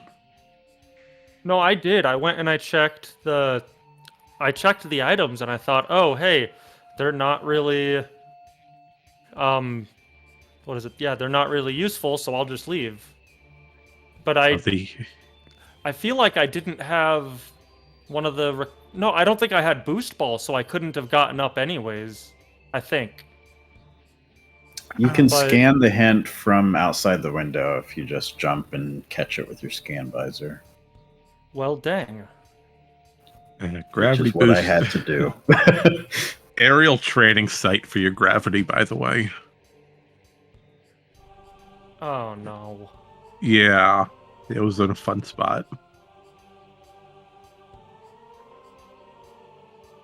I'm sorry. I mean, it was fun for the first hour. To a lot of. Go on. You committed to something. No, you're right. I committed to Sanctuary earlier than I usually do without going to Torvus at all, and because I knew gravity was in there somewhere, and I'm not super good with rune names, so I'm just like, I can do a lot of Sanctuary Fortress. So I got some keys, I did some stuff, got gravity boost. Once I gravity boost, I'm like, I should wrap this up and go to Torvus because I know stuff's going to be there, and I have pretty much everything I need for it. I was the complete opposite. I went to Torvus first, just because I know in my last race, that's where I got stuck. So I'm like, I'm going to go kick its butt this time. And I did much better than last time. Well, that's the good part about these races, especially in the mentor-mentee style. You're learning. There's a lot to learn, especially with how large of a game Echoes is. But in the end, did you have fun? Did you have a good time? For the first, hour and a half, maybe, yes. Yeah, this isn't a really good example, but... Fun was involved. I know this wasn't a good example when you reached, nearly 3 hours in, but... Yeah, that's a good part about this mentor style. So, commenting on that just a little bit, since we do have some extra time. Working with your mentors for the last 5-6 weeks, how have they helped you prepare for the bracket stage? Wait, we were supposed to keep working with our mentors? No. Once you reach brackets, you can't. I mean, you can still talk with them. They just can't help you live. Oh, okay, yeah. I didn't just work with them at all since the Swiss stage. No, but still, I mean, they must have gave some sort of help during the last 5 weeks of the actual learning stage. I mean, the first 5 weeks, right? Right. Yeah, no, I worked pretty much with one mentor most of the time. Had a sub whenever he wasn't available, but both of those mentors I worked with, invaluable knowledge. Like, there are certain rooms I know BSJ tricks now that I just didn't know you could do anything with. So, yeah, like in terms of routing, in terms of what to look for, when to go places, it's all just sort of knowledge I learned faster because they were in my corner during that seeding stage during those races. I think the main thing I worked on with my mentors was routing, just because before this race, I basically knew nothing about the game. I just knew I wanted to play it in Randomizer. Last time I played it was like 15 years ago. And so I got routing down, And then having come from Metroid Prime 1, I knew a lot of tricks and some maneuvering, so I was able to have my mentors teach me some decently cool tricks, which I feel like I used here, which is why I felt like I was doing really good at the beginning. Yeah, I did end up using some screw attack shenanigans to get those bombs as soon as I came across them. Oh, so did I! Yeah, you I both was like- pretty much were copying each other. I was like, I don't know if I should be spending the time to do this, and we might be encroaching on. Maybe it'd be faster if I had just gone to Aegon and come back, but we're here, we're doing it. Yeah, doing that is what made me think I had like a decent lead. Turns out you did the exact same thing. I look forward to rewatching the first half of this race. Oh yeah, just cut it off around the 2-hour mark. You'd be okay. We don't need the second act. It's fine. No, it's all right. Unless you wanted to watch me just go around getting every single check there is. I was curious for the I last. mean, I was half kind of thorough too. Yeah. I was trying to figure out what entirely you were trying to find Stachifer. Once you left Torvis for the last time, I was trying to figure out what were you trying to locate to move you along. I was just looking for that grav boost because I forgot that you could get out of Alpha Blood without it. So I'm just thinking, Oh. okay, I need to get that, and then I'll be good to go. Except you checked every other possible location outside of ATS. Yep. I mean, to be fair, at least Time Entrance didn't have anything today. Today. Yeah, that was the key word. It's Reed we're talking about. It did actually have an STK. No, the entrance, not temple. Oh. Okay. Oh no, I know I'm missing something, and I don't know where I put that note. I need to see if I can find it. Oh, where did I put it? I believe There. in you. Well, don't. Because I'm looking at the entirely wrong page. That's why I need the bracket. Oh, let's see. What does the bracket say? Where's today?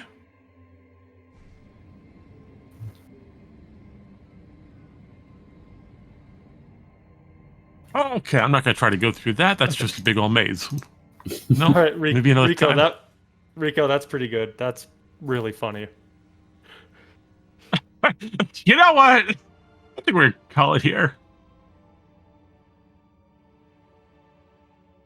All right, either way. Do either of you two have any final words before we sign off for the evening? Thank you for finally finishing it. I'm glad that I was somehow able to finish it just under the 3-hour mark.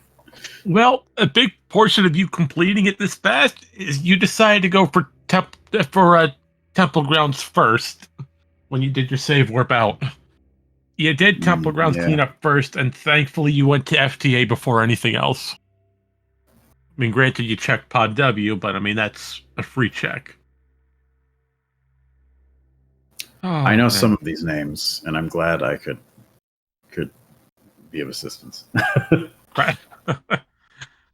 It was either you find Boost Ball, or Stachifer finally gets to Inghive to get Gravity to get all 5 of the remaining keys while you're still searching for Boost Ball.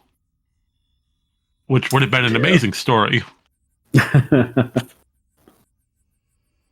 Oh, but either way, having fun, that's what it's all about. As long as you both mostly had a good time. Mostly. And with All in all, that, it was a good time. and with that, where's my list for the rest of the evening? That's the wrong schedule. That's the SpeedGaming schedule, which is great to have, except that's not what I want. I want our schedule. There it is. All right, so continuing on today, we have one race currently active with Storm versus Arrow Razor on SpeedGaming 3, with Lenofus and Marcus Mask as their hosts. There are 2 runners agreements, new patcher, and Cannonball is completely removed from the item shuffle. The dream. Especially since Storm appears to be doing the Chica boss fight right now, so that's going to be fun with no Cannonball. An RA I really want to do is just hidden items. That would be really fun. You're really asking for a cursed time, aren't you? Oh, absolutely. Like, this seed wasn't bad enough. I want it worse. Yeah, I can see it happening. But you have to have regenerated, though. True. All right, and later today, in just about 40 minutes, we'll have one final race for the evening. Over on SpeedGaming 2, Steve versus Rico. So, Rico, I guess we'll be seeing you in just under an hour. Good luck, Rico. With new patcher and multiplayer items shuffled into the pool. Oh, that'll be an interesting race to watch. But until then, well, Elias, Stachifer, thank you for joining us and putting on a fantastic show. It's been a pleasure as always, and we're looking forward to whatever happens in the next bracket. Elias, I believe you'll move into the next round of the actual bracket. And Stachifer, I've got to double check. I think you're going down to one of the loser brackets, correct? No, we're in loser bracket. We're in loser brackets. We're in loser brackets. What am I doing? We're fighting for our lives here. Yeah, I go to the losers bracket. Right. And Elias, we're not sure who your next competitor is, but it appears you might be going against Jeff. Jeff Gains and Games. You're going to have a fun time. I don't know if I've ever raced them before. Should be interesting. Well, we're going to leave it at that. Interesting. That's the best word to describe today. Yeah. So until next time, have a wonderful rest of the day, everyone. Remember to stay safe. Have a fantastic weekend, and we'll see you all next mission. See you next mission. See you next mission.